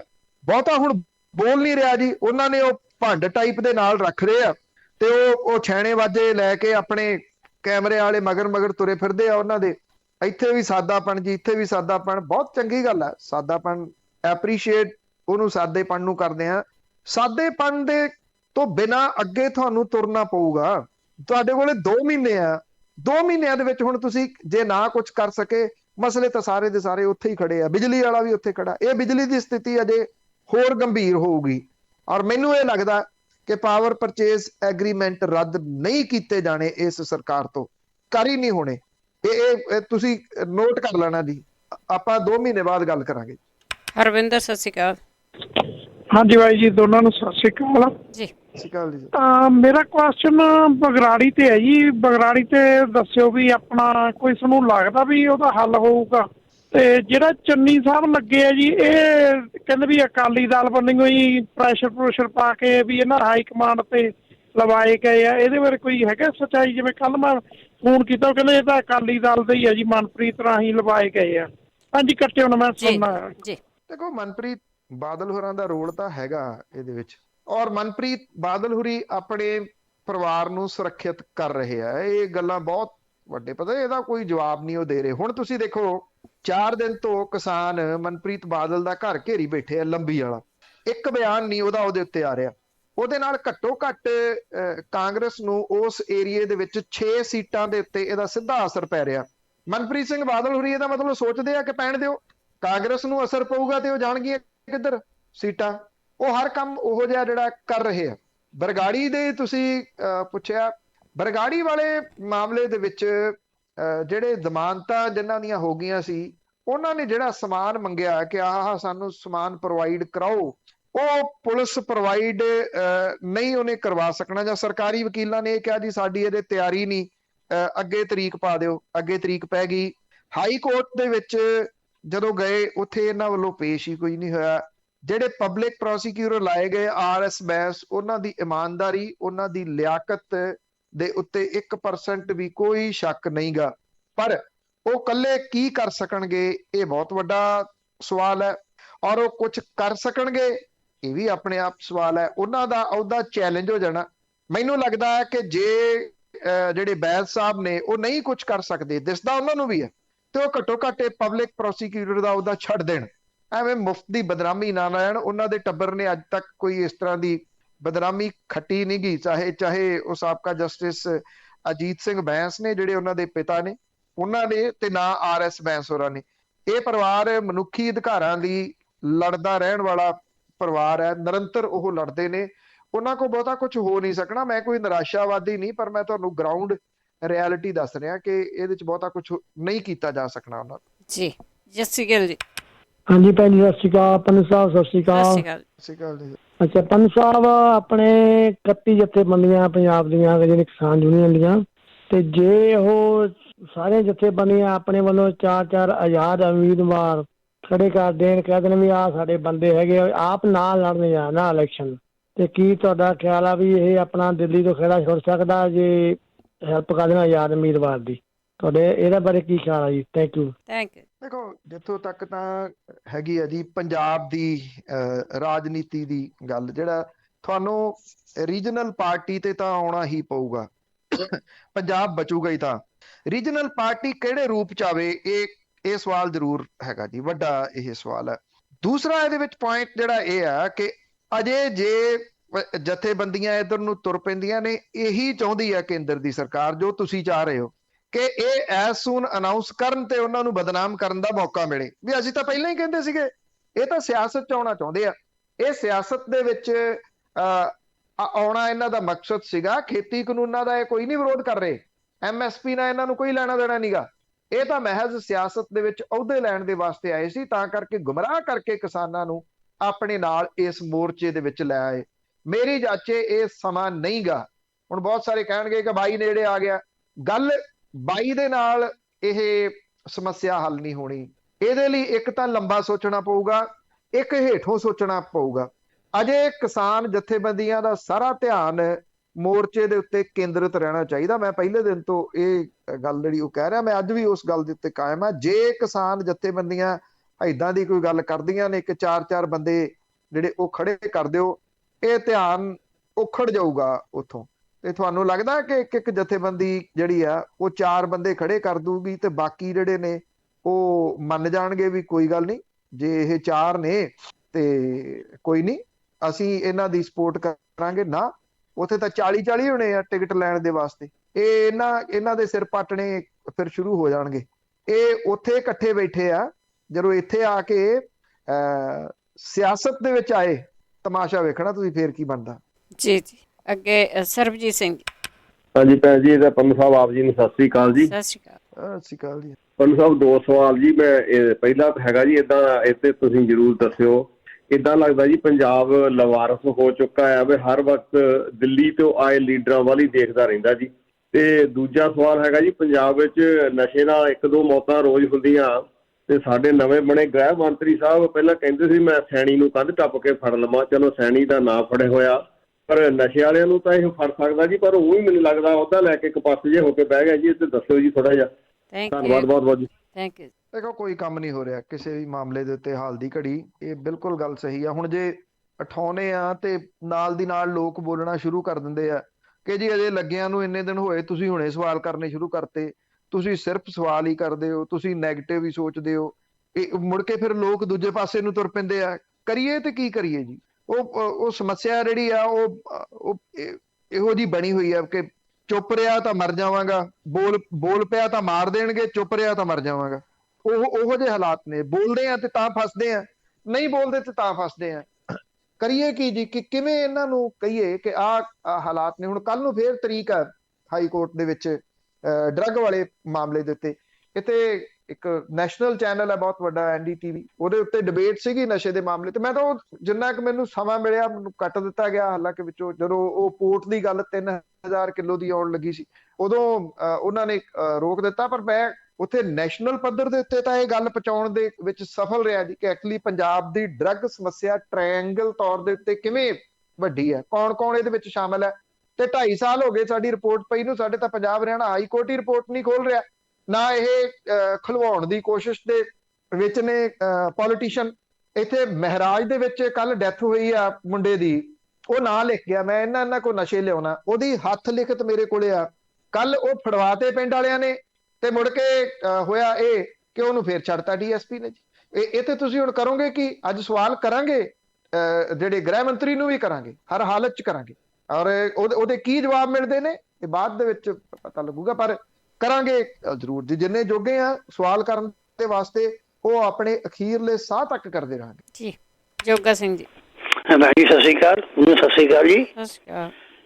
ਮੇਰਾ ਸਵਾਲ ਇਹ ਹੈ ਜੀ ਵੀ ਜਿਹੜਾ ਪਹਿਲਾਂ ਬੜਾ ਰੌਲਾ ਪਿਆ ਸੀ ਜਿਹੜਾ ਸਾਧੂ ਸਰਸੋਂ ਦਾ ਜਿਹੜਾ ਸਕਾਲਰਸ਼ਿਪ ਦਾ ਲੁਕਦਾ ਪਹਿਲਾਂ ਕੇਸ ਆ, ਉਹਦੇ ਬਾਰੇ ਕਿਸੇ ਨੇ ਆਵਾਜ਼ ਆਈ ਹੈ ਜੀ? ਕੁਛ ਹਟਾਇਆ, ਕੁਛ ਮਿਨਿਸਟਰ ਨੇ ਗੱਲ ਨੂੰ ਅਗਰ ਤੋਰਿਆ ਜੀ ਕਿ ਨਹੀਂ? ਆਹੀ ਤੁਰ ਰਿਹਾ ਜੀ, ਗੱਲ ਤਾਂ ਤੁਰ ਰਹੀ ਹੈ। ਸਾਧੂ ਸਿੰਘ ਧਰਮਸੋਤ ਨਹੀਂ ਰਿਹਾ, ਗੱਲ ਤੁਰੀ ਆ ਤੇ ਇਸੇ ਕਰਕੇ ਨਹੀਂ ਰਿਹਾ ਨਾ। ਉਹ ਅੱਜ ਹੈ ਨਹੀਂਗਾ ਕਿਤੇ ਵੀ।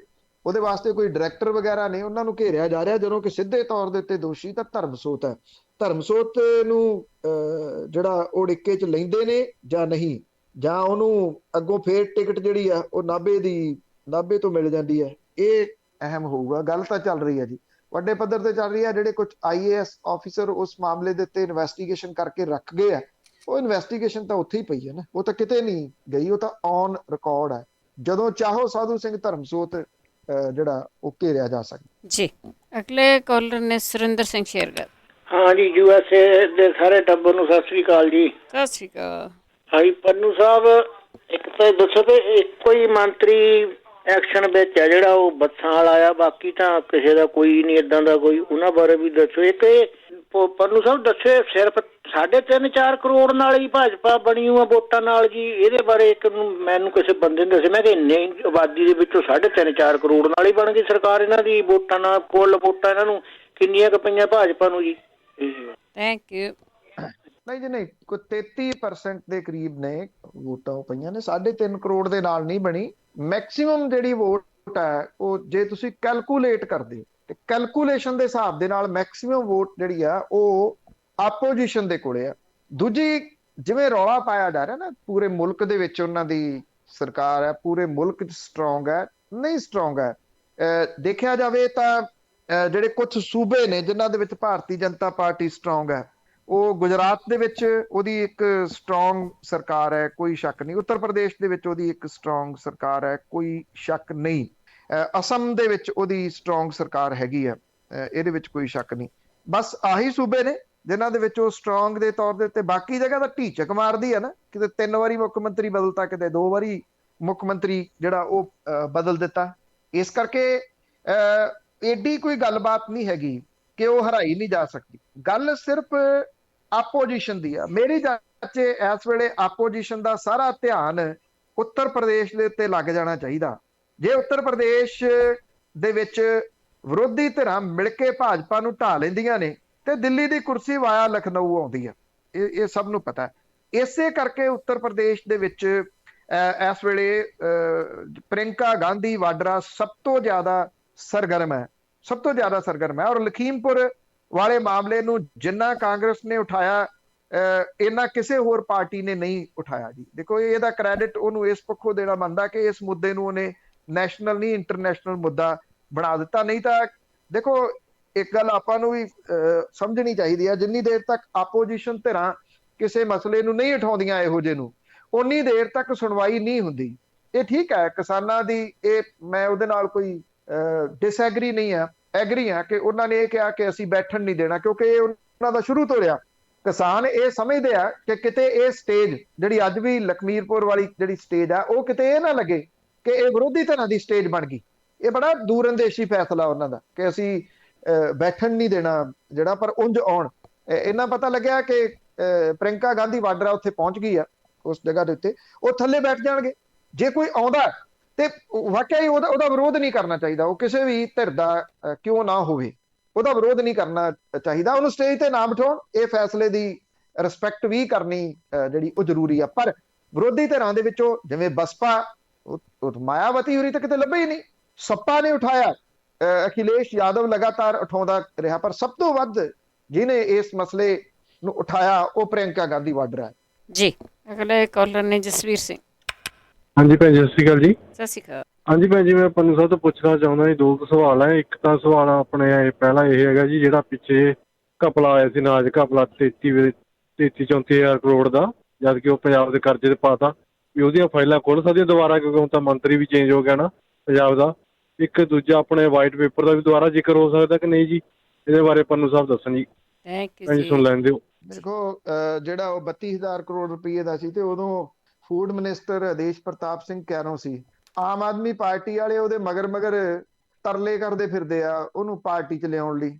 ਮਤਲਬ ਕਿ ਮੈਂ ਸਿੰਬੋਲਿਕ ਰੂਪ 'ਚ ਤੁਹਾਨੂੰ ਕਹਿ ਰਿਹਾ ਕਿ ਜੇ ਇਹਦੇ ਵਿੱਚ ਸਚਾਈ ਹੈ ਕਿ ਉਹਦੇ ਮਗਰ ਫਿਰਦੇ ਆ, ਤੇ ਫਿਰ ਕਿੱਥੋਂ ਆਸ ਹੈ ਕਿ ਉਹ ਫਾਈਲਾਂ ਜਿਹੜੀਆਂ ਖੁੱਲ ਸਕਣਗੀਆਂ। ਦੂਜੀ ਗੱਲ, ਉਹ ਇੱਕ ਵੱਡੇ ਪਰਿਵਾਰ ਦਾ ਜਵਾਈ ਭਾਈ ਵੀ ਆ, ਤਾਂ ਇਸ ਕਰਕੇ ਉਹ ਖੁੱਲਣ ਦੀ ਆਸ ਘੱਟ ਹੈ। ਵਾਈਟ ਪੇਪਰ ਜਿਹੜਾ ਜੀ ਉਹ ਕੀ ਹੋਣਾ ਇੱਥੇ, ਵਾਈਟ ਪੇਪਰ ਦੀ ਜਗ੍ਹਾ ਦੇ ਉੱਤੇ ਪੰਜਾਬ ਦੇ ਵਿੱਚ ਬਲੈਕ ਆਊਟ ਵਾਲੇ ਹਾਲਾਤ ਜਿਹੜੇ ਆ ਉਹ ਬਣ ਗਏ ਆ। ਚਰਨਜੀਤ ਸਿੰਘ ਚੰਨੀ ਹੋਰਾਂ ਦਾ ਕੱਲ ਦਾ ਬਿਆਨ ਆ, ਅਸੀਂ ਪੰਜਾਬ ਦੇ ਵਿੱਚ ਬਲੈਕ ਆਊਟ ਨਹੀਂ ਹੋਣ ਦੇਵਾਂਗੇ। ਸਮਝਣਾ ਹੈ ਇਸ ਬਿਆਨ ਨੂੰ, ਕਿਉਂਕਿ ਜੋ ਕੁਝ ਰਾਜਨੀਤਿਕ ਕਹਿੰਦੇ ਹੁੰਦੇ ਆ ਉਹ ਹੋਣਾ ਹੁੰਦਾ, ਜਿਹਨੂੰ ਉਹ ਕਹਿਣੇ ਨਹੀਂ ਹੋਣ ਦੇਵਾਂਗੇ, ਇਹਦਾ ਮਤਲਬ ਬਲੈਕ ਆਊਟ ਦੇ ਚਾਂਸਸ ਬਣ ਰਹੇ ਨੇ। ਤੁਸੀਂ ਵਾਈਟ ਪੇਪਰ ਦੀ ਗੱਲ ਕਰ ਰਹੇ ਹੋ, ਮੈਨੂੰ ਲੱਗਦਾ ਪੰਜਾਬ 'ਚ ਬਲੈਕ ਆਊਟ ਹੋ ਜਾਣੀ ਹੈ ਜਿਹੋ ਜਿਹੇ ਹਾਲਾਤ ਬਣਦੇ ਤੁਰੇ ਜਾ ਰਹੇ ਆ ਜੀ। ਜੀ ਜੀ ਜੀ। ਤੇ ਇਹ ਬਿਜਲੀ ਵਾਲਾ ਤੇ ਇਹਨਾਂ ਨੇ ਬਿੱਲ ਫ੍ਰੀ ਕੀਤੇ ਸੀਗੇ, ਕਿ ਬਿੱਲ ਫ੍ਰੀ ਜਿਹੜੇ ਕੀਤੇ ਆ ਮਤਲਬ ਫਿਰ ਬਿਜਲੀ ਨਹੀਂ ਆਉਣੀ? ਨਹੀਂ ਦੇਖੋ, ਉਹ ਇਹਨਾਂ ਨੇ ਇਹ ਕੀਤਾ ਕਿ ਜਿਹਨਾਂ ਦਾ 2 ਕਿਲੋਵਾਟ ਲੋਡ ਹੈ, ਉਹ 2 ਕਿਲੋਵਾਟ ਲੋਡ ਵਾਲਿਆਂ ਦੇ ਪੁਰਾਣੇ ਬਿੱਲ ਜਦੋਂ ਇਹਨਾਂ ਨੇ ਕੀਤੇ ਆ, ਇਹਨਾਂ ਨੇ ਕਿਹਾ ਕਿ ਹੁਣ ਤੱਕ ਜਿੰਨੇ ਉਹਨਾਂ ਦੇ ਬਿੱਲ ਸੀਗੇ ਉਹ ਸਾਰੇ ਮਾਫ। ਜਿਨ੍ਹਾਂ ਦੇ ਕਨੈਕਸ਼ਨ ਕੱਟੇ ਹੋਏ ਆ ਉਹ ਕਨੈਕਸ਼ਨ ਦੁਬਾਰਾ ਤੋਂ ਜੋੜੇ ਜਾਣਗੇ। ਉਹਨਾਂ ਦੀ ਜਿਹੜੀ 1500 ਰੁਪਈਆ ਫੀ ਲੱਗਦੀ ਆ ਉਹ ਵੀ ਨਹੀਂ ਲਈ ਜਾਊਗੀ। ਇਹ ਗੱਲਾਂ ਇਹਦੇ ਵਿੱਚ ਜਿਹੜੀਆਂ ਉਹ ਕੀਤੀਆਂ ਗਈਆਂ ਨੇ। ਸਵਾਲ ਇਹਦੇ ਵਿੱਚ ਜਿਹੜਾ ਜੀ ਉਹ ਵੱਡਾ ਇਹ ਆ ਕਿ ਇਹ ਇਉਂ ਨਹੀਂ ਹੋਣਾ ਜੀ ਕਿ ਉਹਨਾਂ ਨੇ ਅਨਾਉਂਸ ਕਰਤਾ ਤੇ ਬਿੱਲ ਮਾਫ। ਹੁਣ ਕੱਲ ਦੇ ਮੰਤਰੀ ਮੰਡਲ ਦੇ ਵਿੱਚ ਵੀ ਇਹਦੇ ਸੰਬੰਧੀ ਦੁਬਾਰਾ ਫੈਸਲਾ ਫੇਰ ਲਿਆ ਗਿਆ। ਇਹਦੇ ਲਈ ਇੱਕ ਪ੍ਰੋਸੈਸ ਹੈ। ਇਹ ਪ੍ਰੋਸੈਸ ਮੇਰੀ ਜਾਚੇ, ਜਿੰਨਾ ਕੁ ਮੈਂ ਇਹਦੇ ਬਾਰੇ ਜਾਣ ਰਿਹਾ, ਜਿੰਨਾ ਇਹਦੇ ਬਾਰੇ ਮੈਂ ਪੜ੍ਹਿਆ, ਤੇ ਮੈਨੂੰ ਇਹ ਲੱਗਦਾ ਕਿ ਇਹ ਪ੍ਰੋਸੈਸ ਏਡੀ ਛੇਤੀ ਨਹੀਂ ਲਾਗੂ ਹੋ ਸਕਣਾ।